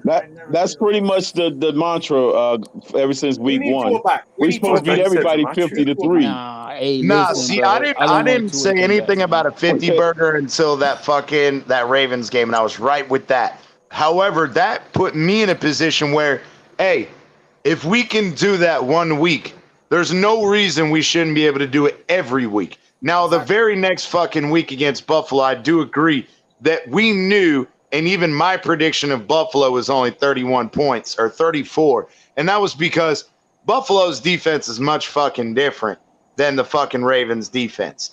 And I know that that's a division opponent. It's going to be a tougher game. Now, my whole thing is again, just like you said, I think that there are times where people set an expectation by giving you something that then you come to expect it, and then they fucking, like you guys said, they're JM said, they're magicians, and they pull the fucking rabbit out of the hat one time, but then apparently every other time they reach in that hat, there ain't no fucking rabbit in there. That's called consistency, and we have lacked it for 25 years. Crypto, the right. Everybody, let's welcome MCJB. And Yeah, Q. what's going on, Ice gentlemen? Ben? What's boys? MC Q. MC, let's get it. Yeah, MC just still mad at me because he almost lost to another Texas team. I had to come up here, bro. 'cause Texas I'm is tired of trash. listening to these crybabies make excuses because of their boy Skyler played like Man, trash. take your ass yesterday. back to Pittsburgh. Take your ass back to Played Pittsburgh. like Don't nobody trash want to hear that yesterday. shit. Now they up here How making many games have excuses, Pickett bro. won? I'll Stop wait. making excuses. Skyler is still 0-0 Stop based making on the record. excuses. We got the Steelers coming up. Excuses, bro. I'm tired of it, bro. It's all right. We gonna get What those Kenny excuses, Pickett bro? has lost every game I'm this tired of season. these excuses, sorry bro. about the So excuses, what? Q. So what? He Hey, I'm plays sorry like about a the rookie. excuses, Q. I Did you just expect learned it from more? you and your fucking gang for the last few years making excuses for fucking Tua. That's where I got all these excuses from. I learned from your motherfucking ass. There's a difference. There's a difference, Lewis. We need Josh There's a Jacobs. difference That's what we because need. right That's now, no difference. Right, we do Tua need is Josh proving Jacobs. us right You feel me? and proving Look at you the man wrong. run. That's the difference. No, he Lewis. Wait a proved minute, me how was right Tua because his proving anybody motherfucking ass wrong? ain't He playing. proved you Thank wrong. you. His ass He is on proved the you bench. wrong. He ain't He proved a proved you motherfucking wrong. thing. He proved you Food, wrong. shit. Speak, Q. You ungrateful. My Lord. You I can't ungrateful. believe y'all going with And these you out tropes here, again. How blaming is the he coach proving because he anything brought you riding the 3 and pine? 1. Yeah, what's he He gave proving? you His 3 and ass is 1. on the bench. 3 and He 1. couldn't even go. He couldn't even get Stop on the with the plane to excuses, go to New bro. York. What did he prove Bro, all I yesterday? heard today was blah blah blah blah blah. Nothing. Well, then stop listening. Excuse. Take your ass for a Pittsburgh thing and you can listen over there. All I know is that we Stop hey, making Q. these excuses, Hey, bro. All I know is Q. that All we I Listen. know is that for that Pittsburgh game, Tua's gonna serve you a hot plate of food, and we're gonna Hey, get that. and this is what I'm gonna do. And That's this is what I'm gonna do, Batman. And I'm gonna show to these fools how to do it. I agree with that. Our team is trash right now. I'm not For making now. any excuses. For now. Oh no, Pittsburgh what is is your always record? going to be trash, bro. What is your record? I don't know your record for real. Exactly. Hey, CT, They're get always the hell out of trash. here, bro. What's your record? I love Q? you, I don't Q, know. but hey, They're I dumpster don't fire hold at back this nothing. point. You still, I don't hold back. Yeah, owes us exactly, Najee Harris. exactly, CT. I'm agreeing with you. Our team is trash right now, and so I expect a butt whooping. What's There you go. What's your You record? know- I don't know your record. What's your record right now? Q? No, don't put that us on us. It's a 1-4. Okay. I'm he just look telling good? you, Did your Crypto's quarterback not look allowed good? to make any more fucking predictions. That's Crypto, all. no, crypto. Crypto stops making predictions. We'll be Hey, I'm fucking telling you, I'm good. telling you. Hey, Crypto is Marty McFly in the real life, bro. Crypto is Marty McFly in real life. This dude he be knows going what back he's in talking time. He about, coming that's back why. and making mistakes. He knows I what like he's that talking moment. about. Go back in time and make it take. I love that. He knows, man. He Stop. watches football. Crypto said, I got to I'll go go back play to the the lottery if wormhole real that's the quick. case. My bad, you Yeah, guys. bro, go do that, bro. Every time the Dolphins lose, bro, go do that. You good. That's You gonna be win. tough. Hey, everybody, look, I'm going to be ending the stream. You guys can hang out 15 minutes backstage. I know the Fins Tailgate, they got a big show tonight. Oh yeah, If they're you about want to be everybody up in a bit too. 9:45. They're Or going to be up at DDW? 9:45. No, DD don't have. Wait, we got a big show tonight? Yeah, big show You didn't tonight. know that? Damn, it's like getting a text message that you're getting traded, man. Shit. Listen, Right. I heard it's Fellow gonna be a didn't good even know show tonight. about the Damn, I don't know that one. I heard it's gonna be a good show tonight. That's all I've heard, and I'm looking forward to it. I circled it on my calendar, and that's why I did an early show today. So that being said, we can hang out backstage. We got 15 minutes before they go on for about 13 minutes. Much love to everybody that came in the panel today. Much love to everybody that came in the comment section. Much love. I know we all scream because we get animated. We love this team, and we fight for this team. So we all could get a little bit, a little bit crazy, but nonetheless, we try to keep it respectful. And if you're new to the show and you're tuning in for the first time, because at one point we almost had like 60 watching, make sure you hit subscribe and like. We're about 8 subscribers away or 7 subscribers away from 3, and we're doing the jersey giveaway once that happens. So if you guys want to go and partake into that, $10 gets you 2 entries, 20 gets you 6 entries, and 50 gets you 40 entries. I'm doubling everyone's entries. Cash App, $Phinsaholics, or PayPal, Batman2423. Again, this is an authentic player-worn field jersey, actual jersey that Xavier Howard has worn, and it's a rookie jersey. So if you want to partake in this, it's a beautiful prize. I personally didn't want to get rid of this, but hey, a fan is going to get lucky enough to get that. And I didn't say this the other day, but on Friday's show that Steven did, no, was it Friday or it was Thursday? I think it was Friday. It was it Friday? You talking about the bar Friday. When he went to the bar? No, that was Saturday. No, I think it was Friday's show. Steven was trying to get money donated because he's donating money to Southwest Florida and to people that have lost everything and donating for a good cause. So Steven and Jason Sarney, they did a show. They collected $1,700, and I donated my Mike Gesicki authentic jersey. I donated it for the cause, so people started to donate for that. And once the jersey, I put the jersey in, and Mike Sarney put the Mike Gesicki autograph and his Dan Marino card. That money started piling up. So shout out to everybody that was a part of that. Much love, man. That's a community coming together. So I respect each and one of you for that. And so yeah, much love to everybody. Fins up, and catch you guys next time. Tomorrow, 8:30. Should be 8:30. Yeah. Peace. Thanks, man.